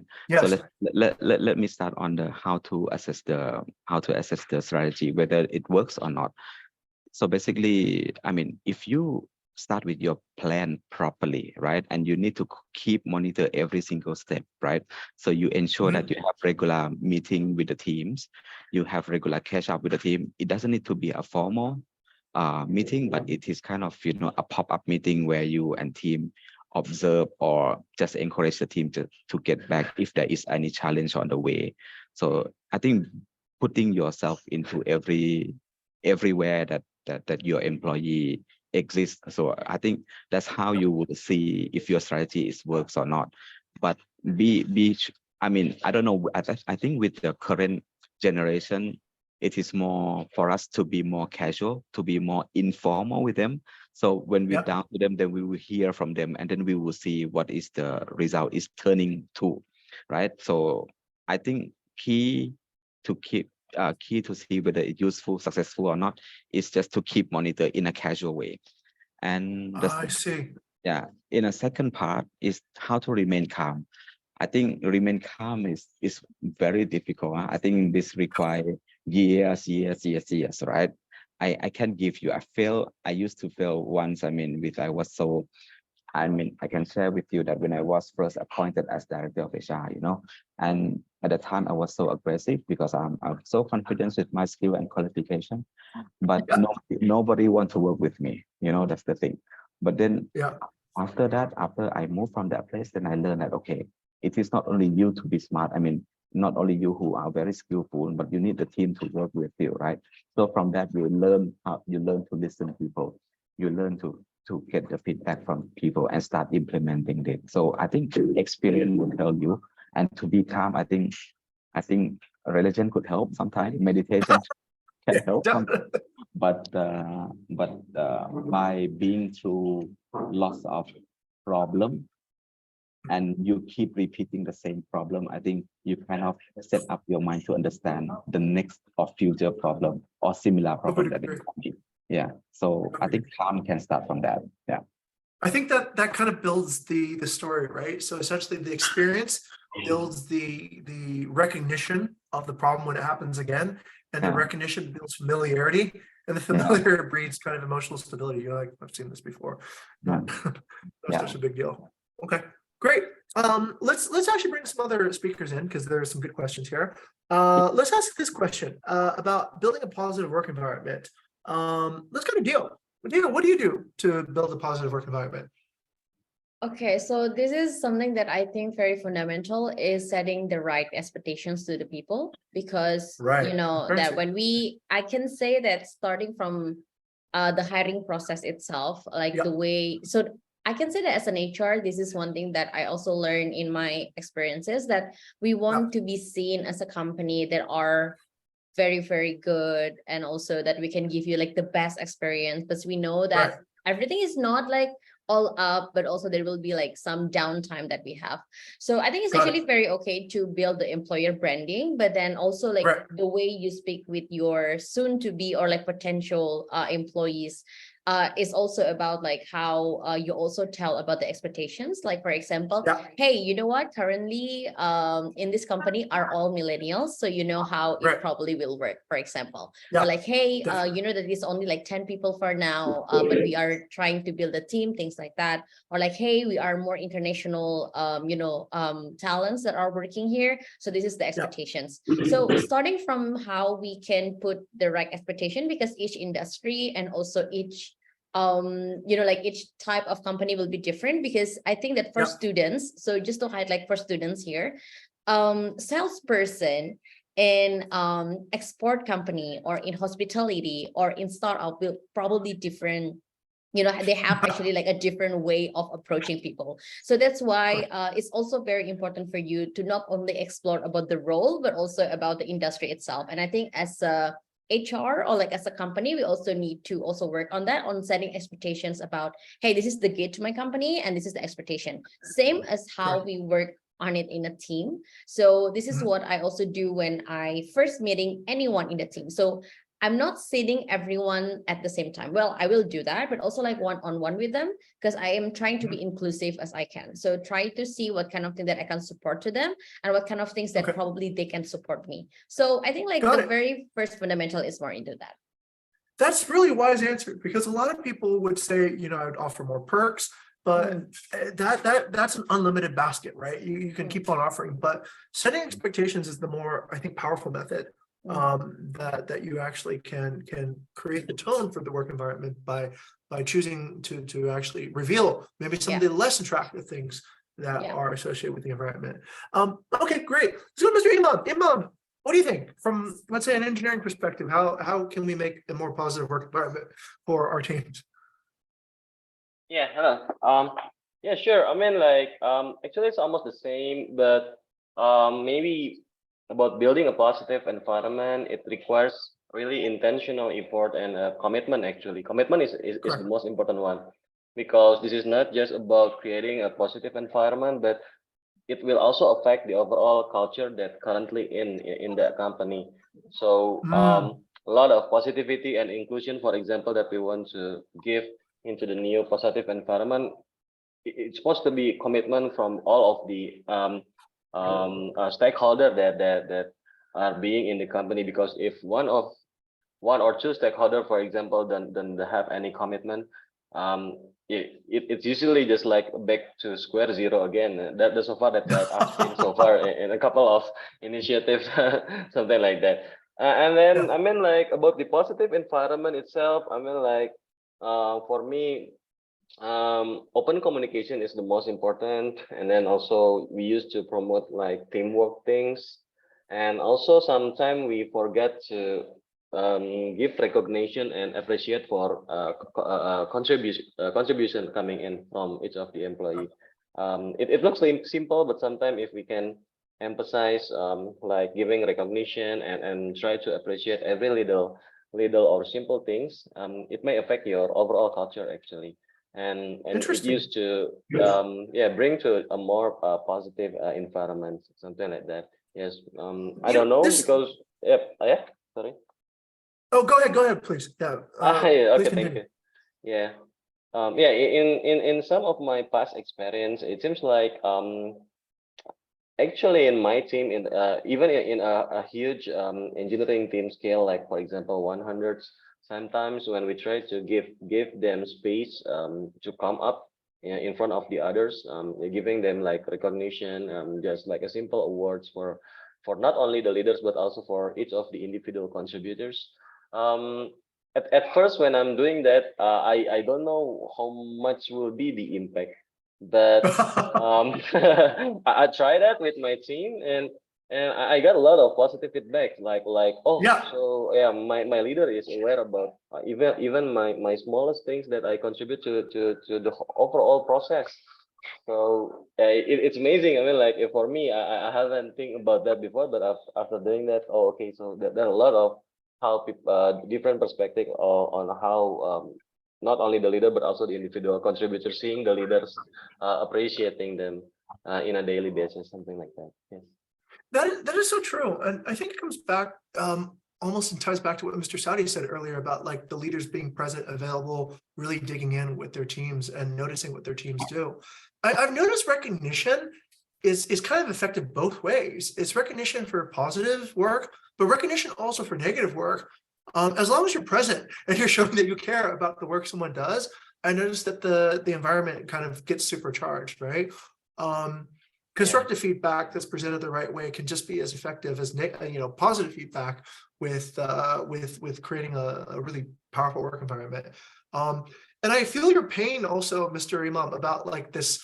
I come from an engineering background myself, so it feels like the work is the technical stuff, right? The work is getting code to run, the work is getting the hardware to work, but it often confounds me. It also surprises me how simple, like just, hey, good job. I noticed that you did this. It can get more results than just pushing all the technical things to work all the time. Okay, great. Let's go into the final topic, right? And we've kind of maybe have covered this from a few different sides, but let's kind of drill into now. So we're speaking to an audience of students. We're speaking to people who are in school, first, second, third, fourth year students, right? And the question is how I can become a leader. And I assume that if people are here, they're probably interested in this idea. How can I become a leader? And I think stemming from the transparency that we kind of talked about earlier as a way of beginning every relationship, I'd like to confront this possibility. Is it possible that not everyone should be a leader? Is it possible that if you're attracted to, like, let's say, the wrong aspects of leadership, like let's say the prestige, the glitz, the title, then you might not actually enjoy doing that, and it might not be a good trade-off for you to do that. But if you have certain other, and I think what we agree is generally there's attributes, right? Not necessarily skills, but attributes. You might actually be a leader. Or let's say you have nothing, right? You have absolutely nothing right now. You have no skills, no knowledge, no understanding. Where's a good place to begin if you aspire to be a leader? For this topic, I'm going to start with, I'll start with Brian. Yeah. I guess you can begin on any of those threads, right? Like, should everyone want to be a leader? If you don't like serving other people, should you still think about being a leader? If you're grumpy and you blow up, emotionally all the time, does that mean you shouldn't be a leader anymore?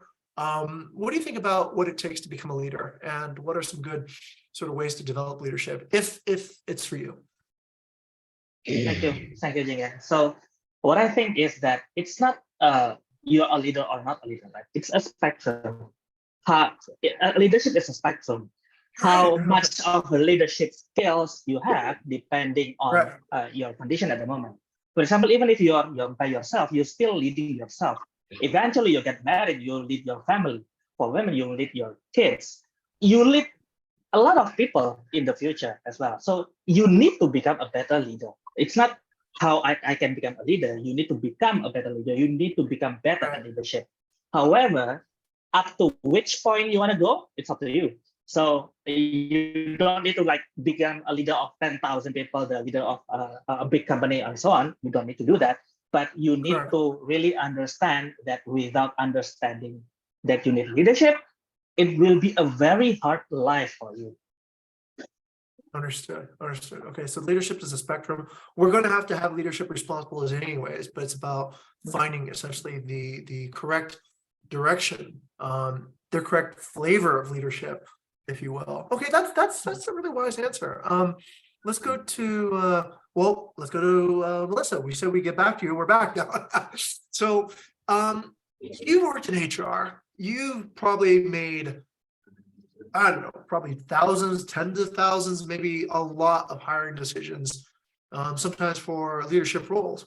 What do you see in terms of what a person should think about as a student right now in terms of becoming leader. I think we agreed that people who want to become leaders right away might not have the right wherewithal to do it, right? But are there any patterns that you see in, let's say, identifying somebody who is capable of, let's say, a certain type of leadership position, right? Within DHL or not, or what are things you look for in terms of knowing if you're suitable to be leader or finding leaders in the people that you come across? Okay. Well, I think I saw a sneak peek of one question from one of the audience. If I'm an introvert, can I be a good leader? And I probably from there. So thank you for the question. It's actually a very good question. So let me give you a straightforward answer now. Yes, you can. There is no such thing. There's no limitation with regards to, if you want to be a leader, then you have to possess some certain types of personality. No, everybody can be a leader. Everybody can be a leader. So coming back to your question, Jing, what kind of leadership traits that I'm looking for from someone, a candidate that would, applying for a leadership position? Well, first of all, I think I would look for, it doesn't have to be somebody with a certain, amount of time that this person has been in a leadership position, but we can actually see whether, first of all, whether that person is result oriented, whether this person knows what needs to be achieved and how to achieve it.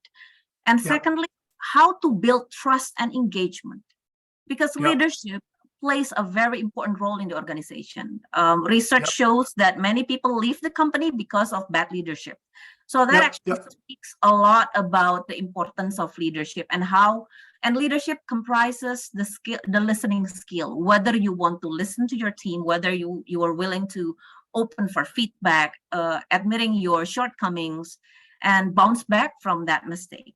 And also coming back from that is also how to create and how to have and create trust with your colleagues, with your team. And also about, we're going to talk about grit a bit. This term is actually something new, but it talks about the how you can bounce back from mistake. And it's actually something that we as an HR are looking even more these days, because there are a lot of uncertainties. So we're talking about resilience. Can you show how resilient you are? And you can actually build that. As a matter of fact, all of us, we're actually facing our own challenges, and we're being challenged about how we build our own resilience in our own life. So those are, some qualities that I can mention that we can start building on our own to become a good leader. I think this is very inspirational, Melissa, because that question about introvert and not, I used to think that was a myth I believed in. I thought, oh, be a leader, you need to go out and just pound your chest and, oh, I'm a leader. But I've seen so many effective leaders are fairly quiet. They're substantial. They make good decisions and they and so Jing, there's this another question, interesting question that I actually saw. One of the audience actually asked whether this has got something to do with good public speaking skill, and that person likes to talk. So if I may, those are actually two different things. Like somebody who likes to talk is actually a part of personality traits, while public speaking is a skill. So to be a good leader, it doesn't mean that you have to possess those two. It's not mutually exclusive. So somebody who's actually learning to become a public speaker can be a good leader, because it's a skill. You are mastering it as you do it, learning by doing. And somebody who likes to talk doesn't mean that that person is going to be a better leader than somebody who is more reserved. I'm sorry. So those are actually personality traits, and everybody, regardless of their personality, can be a good leader. This is coming from someone who is an introvert. I'm just saying. And I think it's so inspirational, because these once again we have these BVU talks to dispel myths And I think it's so easy when you're in college to see like the charisma around people who are naturally very shiny, and they, and the real world doesn't really work that way. The real world has a memory sometimes, beyond 4 years. It remembers like what people have done in their history. And I think a lot of times people take their clues about leaders from the other people around them, right? Like, so if you do have that respect and result orientation, and you have a group of people who trust you, a lot of people just go, okay, well, it seems like everyone here really respects you. So the natural default way is to also go that direction. I've been pretty shocked at how introverted people have gotten very, very far. And I think it comes down to being able to listen. Very well. In such an urgency. Yeah. Okay. Great. Thank you, Melissa. That is a real nugget of wisdom there. Okay. Let's jump over to Iqbal. Tech is different from traditional industry or not? I don't know. Maybe leaders are different qualities. Need to be more agile. Maybe need to be more willing to change their position on using Slack or WhatsApp or whatever. So what do you think are sort of like the base attributes that you look for in terms of finding people to stand beside you in leadership positions? Yeah, I think definitely there are a lot of traits that we can see whether a person is a good leader or not. But I just want to point out one thing. I believe that a great leader is actually coming from a great individual contributor. So I don't believe a leader, someone deserves to be a leader just because he is good at managing people, but not able to do the works. Because we have some experiences with that kind of people, and it's not effective.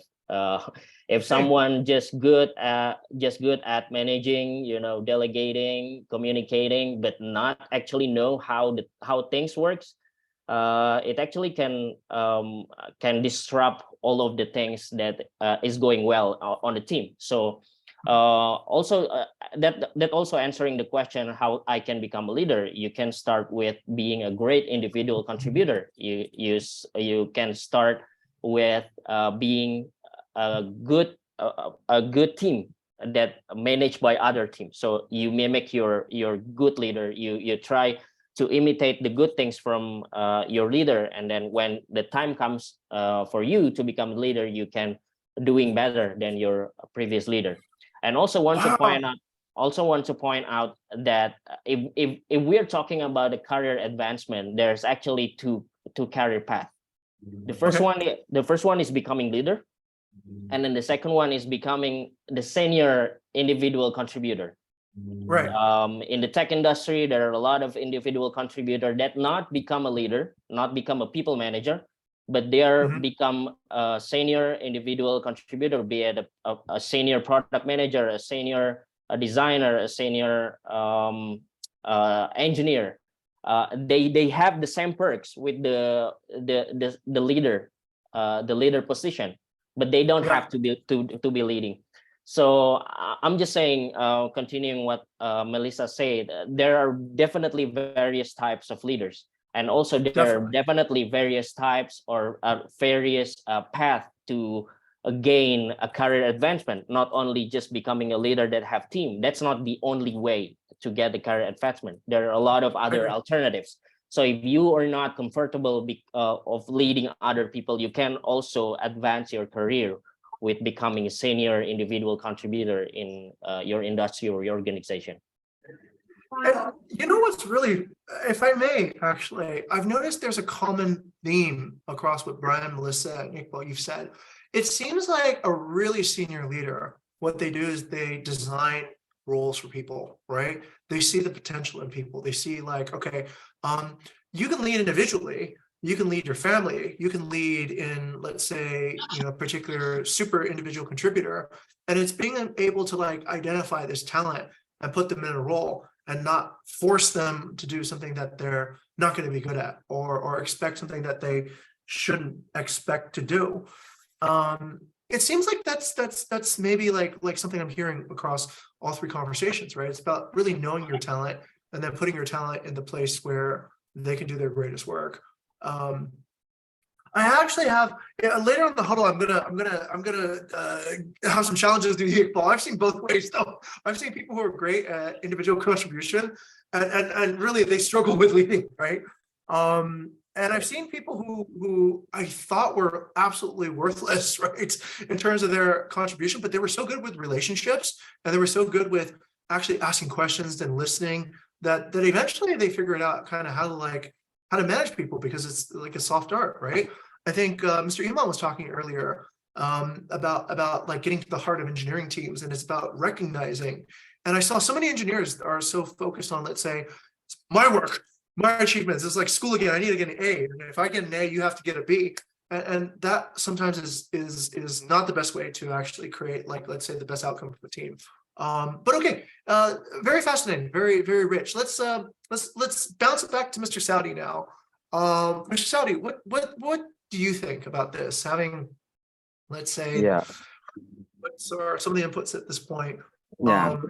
For me to become a leader is that you look at, I mean, I kind of agree with everyone that they need to have both what do you call technical expertise and also leadership competency, right? So these two parts, when you combine, I think you have a very good you can have a very good leader in the organization. So let's say people need to come with they need to be very skillful, know what they are doing, and able to transfer that knowledge to others as well, right?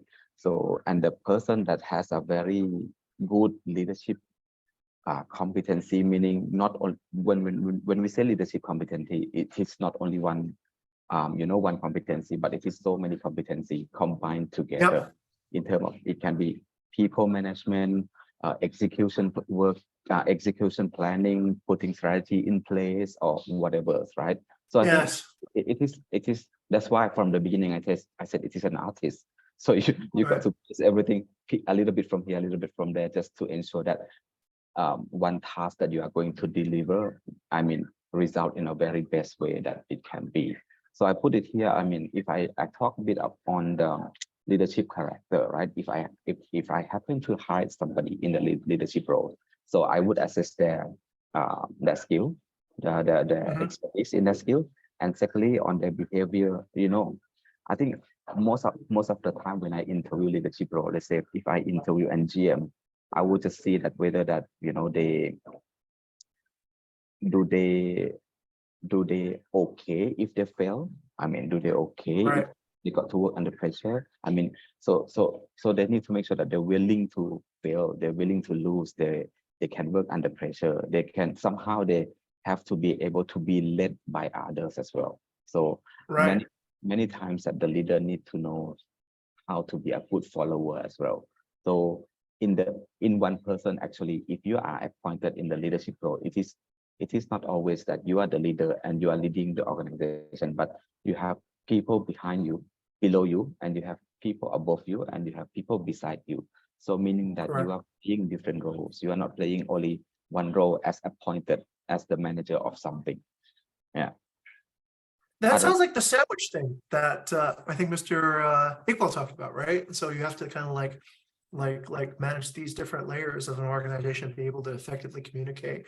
And I agree with leadership as an art, because it's not like you can expect the same result with two different people, right? Like you have to be able to distinguish the situation and then take your creativity to that point. Can I add one thing, Chi? I think absolutely, sir. I think the future trend, what going to be, right? See, now we are talking about the leadership, right? We probably need to think, because now we are in the combination of using Western style leadership and Eastern style leadership, right? Right. Another one, it's basically depends on your organization, what organization that you are on, what kind of working environment that you are with. Some leadership try to implement Western leadership style with the Eastern countries. Somebody wants to implement Eastern leadership style into the Western, So things never be messed up. So somehow that's why I said it is not easy to hold yourself into leadership role. It is require lots of things, not only knowledge, not only skill, not only attitude, but many things, right? Many things together, to run an organization effectively. I agree. I think one thing that we're bound to encounter as leaders is essentially if we're not ambitious enough and we don't even understand these opportunities and threats around us, so then we'll never take any action. But if we do take action, then we must be ready for failure, because that's a very likely possibility. But then what distinguishes, I think, a leader from a non-leader is your ability to get up again and that resilience that Melissa was talking about to try out the new thing. And that ultimately, I think, is maybe the essence of what we're trying to reach. Okay, Mr. Saudi, excellent analysis. I think we touched upon a lot of points, right? This idea of resilience, this idea of creativity, this idea of being able to interpret a situation and arrive at a destination and like taking all this experience and making some sense out of it, right? While at the same time remaining calm, collected, and being able to perform rational decisions. Okay, so that pretty much ends our third topic, and that's it for the questions. Yeah. So Adil, let's go to our next slide then. And I want to say thank you for all the contributions from the speakers and all the questions from our participants too. This is a very, I think it's a very abstract topic, leadership. And until you've experienced it yourself, most of maybe what we're saying just seems like kind of theory. But once you start actually getting a taste of leadership, you're like, oh my God, he was right. I didn't realize that that's where the main points were. So, okay, Furqan, this is the part where I need some leadership, actually. So I'll just ask, this is a new audience engagement? Yes, of Fun course. thing that we're doing. So, okay, over to you, Furqan. Yes, so for all the participants, as I mentioned earlier, there will be quiz for this BVE Talk 20, and this is very, very new. But where's the quiz?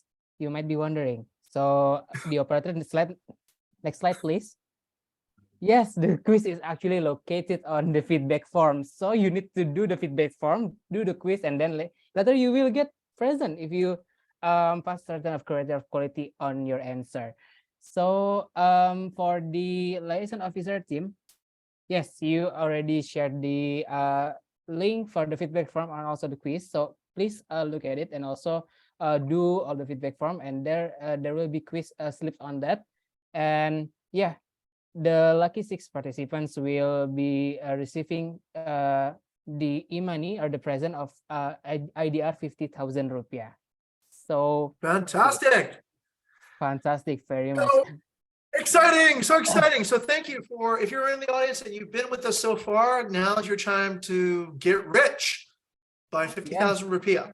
To be honest, to be very, very transparent, we put in this idea because a lot of the previous eTalk audience who had left us a response suggested that we do something like this to make the talk more engaging. So we're able to actually deliver speakers, we're able to deliver answer your questions based on your feedback. So as always, give us feedback. We want to listen to our audience. Of course, that's part of being leadership, listening to, and walking the floor. So please give your feedback. If nothing else, just to kind of like tell us that Jing, like your bald head is too shiny, it kind of puts too much glint on the hair, or whatever. Get like a shirt that isn't so raggedy. Whatever feedback you want to give, I want to listen to it, because ultimately we want to improve this event and make it more inspirational and delightful. Okay, so let's bring us to the next slide then. Yeah, and let's see what we have. All right, so this pretty much concludes the eTalk 20. And I'll try to conclude in a way that kind of gives us a nugget of some information. Maybe I'll let the speakers actually give their final thoughts. Yeah. So let's try to condense it into one word. Okay. So let's go for one word of what you think essentially is leadership through a crisis. What do you think is the one idea that you want the audience to walk away with, that you want everyone else to walk away with? And I'll start with Imam. Imam, one word to summarize leadership in your point of view. Yeah, I guess from my point of view, leadership is a continuous development.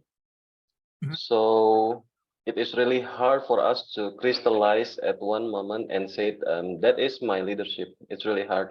So it will be just like a continuous development, probably until I die, for example. So that's Growth why. mindset to the end. Okay, good, Yeah, good, good. so that's why this is unique and need a real dedication and a willingness to always learn and grow. So I guess that's the most important. Yeah. Okay, all right, and thank you. That comes from Mr. Imam with e-fishery. Okay, let's go over to Brian. Brian, what say you? Oh.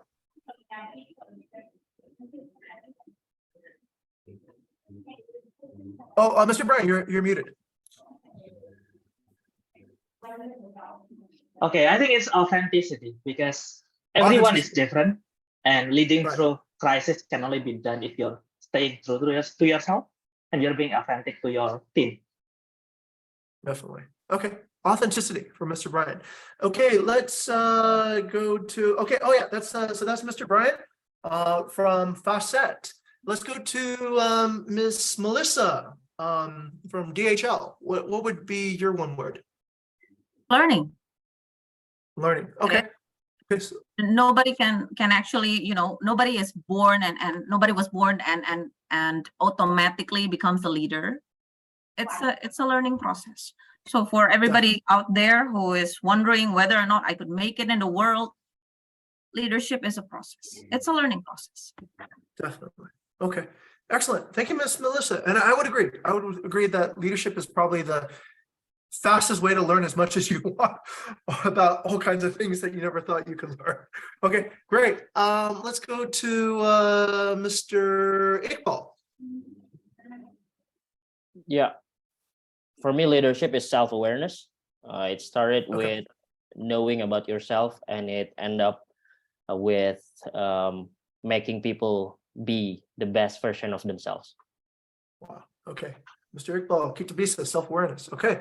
Be all you can be. And let's go next to Ms. Dio. Okay, for me, leadership is compassion. As in, I think with all of the speakers that are already talking today, the way we do crisis is also how we also try to put ourselves in the employee shoes. So how we can do like a win-win solution. So compassion is what I think is leader that go through crisis. So yeah. Excellent. Okay, thank you, Ms. Dio. And finally, this is Ms. Dio from Human Resources at Axel. Okay, finally, Mr. Saudi. Mr. Saudi with Intercontinental Hotel Group. What's your word for leadership?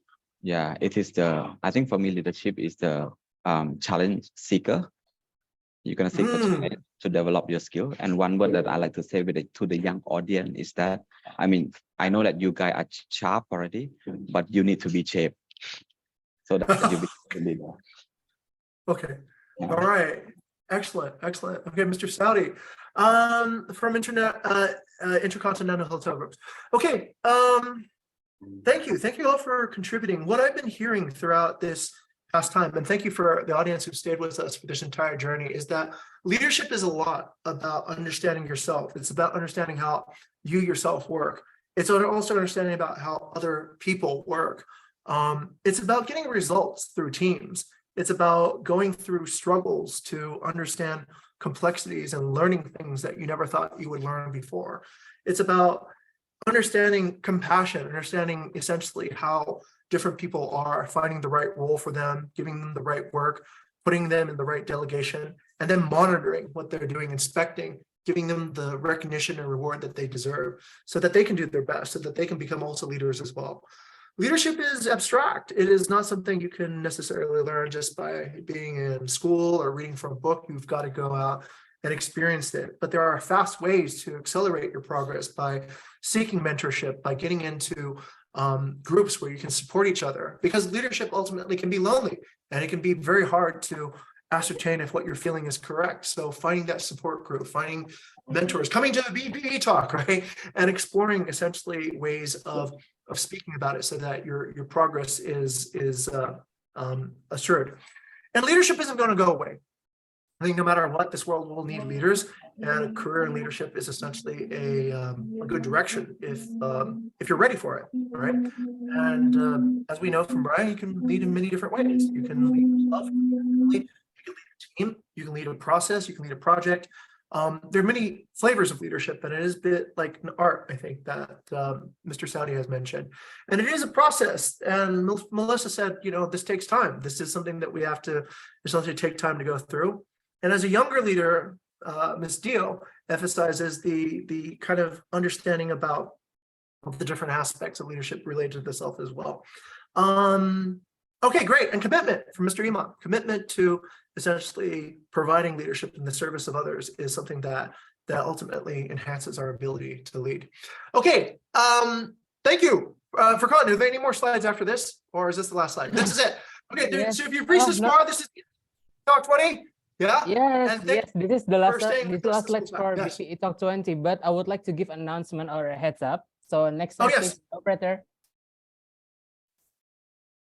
Yeah, so BPE Talk is not end yet for the 20 series. We will conduct the 21st by the new topic, which is very interesting if you are into the hospitality and also the AI industry.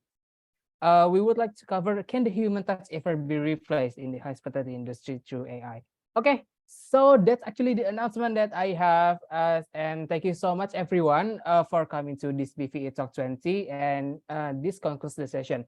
And I would like to tell regarding the link listed earlier on the chat box. So if you are obliged by your university to come, the link feedback form is also will act as your attendance list. So please do fill it, or otherwise you will not be listed as the attendees for BPE Talk. Okay. So I guess photo that's it. time, right? Yes, I guess that's it. And now it's time for photo shoot. Now the operator, you can take over the room and comment the room for the photo session.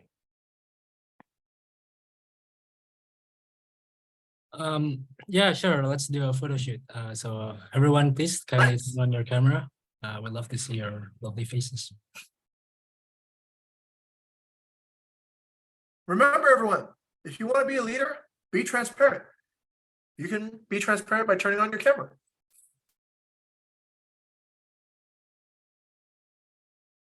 Okay. Hey, I like how Mr. Al-Fashi is taking a walk and listening to us. Wow, that's cool. It's like podcasting the BB Talk. All right. Awesome. Well, that's what everyone looks like. I felt like I was just talking to my computer for this whole time. All these people here. Wow.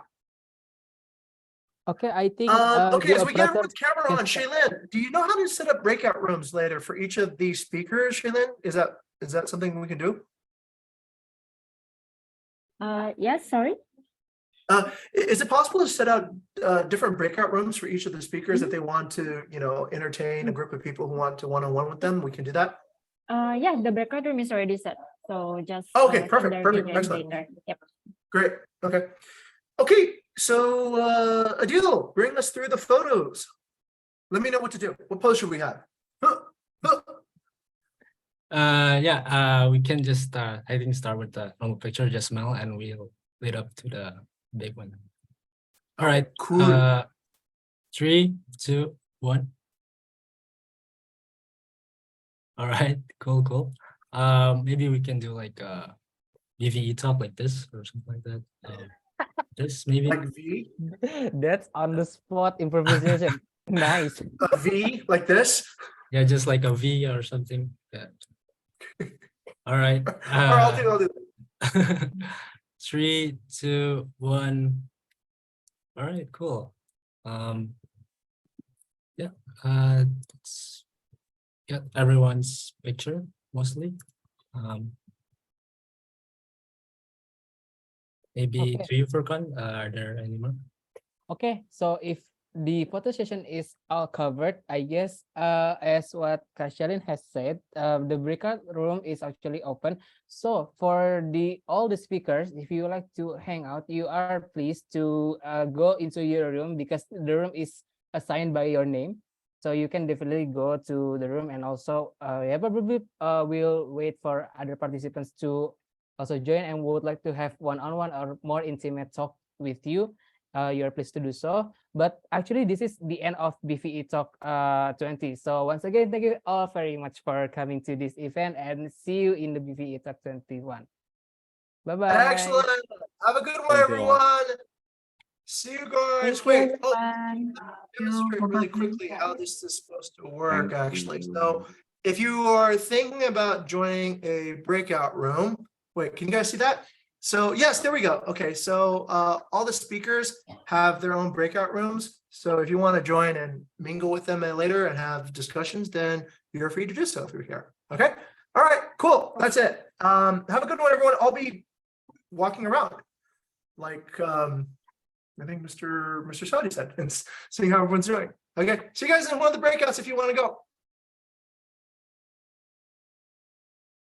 Okay, thank you very much.